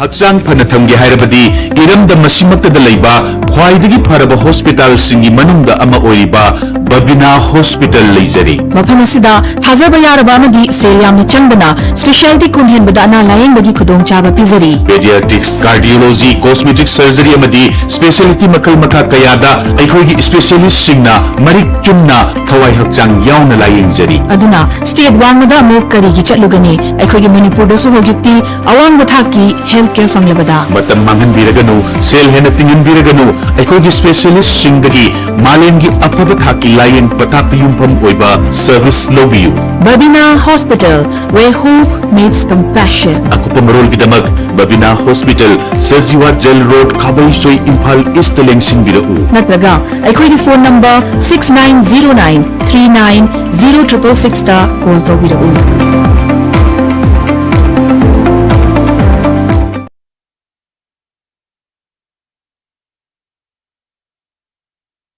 Northeast Window meaning tabiriba mayam punamakpu taramna okchari hauzik mapalamgi thabaki pau pijari ahanbada athubagi oina Dubai gi warehouse worker gi thabak kauri hairiba thabak asi apply to biningba miyoisingna presentable and good communication skill leibatanatana masagi chahi kunmathoi dagina kuntrataret phawbada leiba oibigadabani hairiba thabak asigi pijariba khudong chabasing adudi per day 12 hours duty hours oijagani, per week ta 6 days duty oijagani, 2 years work visa pijagani, loinana accommodation and transportation pijabata natana medical and insurance su pijagani. Hairiba thabak asigi thagi oiba salary lising kuntaretagi haujagani. Ani subada United Arab Emirates ke driver ki thabak kauri. Hairiba thabak asi apply to winning ba miyosingna Indian car license ka loinana Gulf ki license leiba oigadabani amasung basic English communication leigadabani. Hairiba thabak asigi Indian license paibiba miyoisingi thagi oiba salary di lising yankai dagi haujagani. Gulf license paiba miyoisingi thagi oiba salary lising yankai manga dagi haujagani. Ahum subada Behran Water Park ki female retail staff tara kauri. Hairiba thabak asi apply to biningba miyoisingna retail experience leibaga loinana yamdrabada 165 cm ki changda wangba oibigadabani. Thabak asi tauba miyoisingna piriba khudong chaba sing adudi accommodation transportation aduga duty meal su pizagani. Hairiba thabak asi thagi oiba salary lising mauda taretagi haujagani. Pamarol gidamakta 7005273217 natraga 9366230077 natraga aikogi office Northeast Window TV building hata New Chekon Road ta lengsin birau.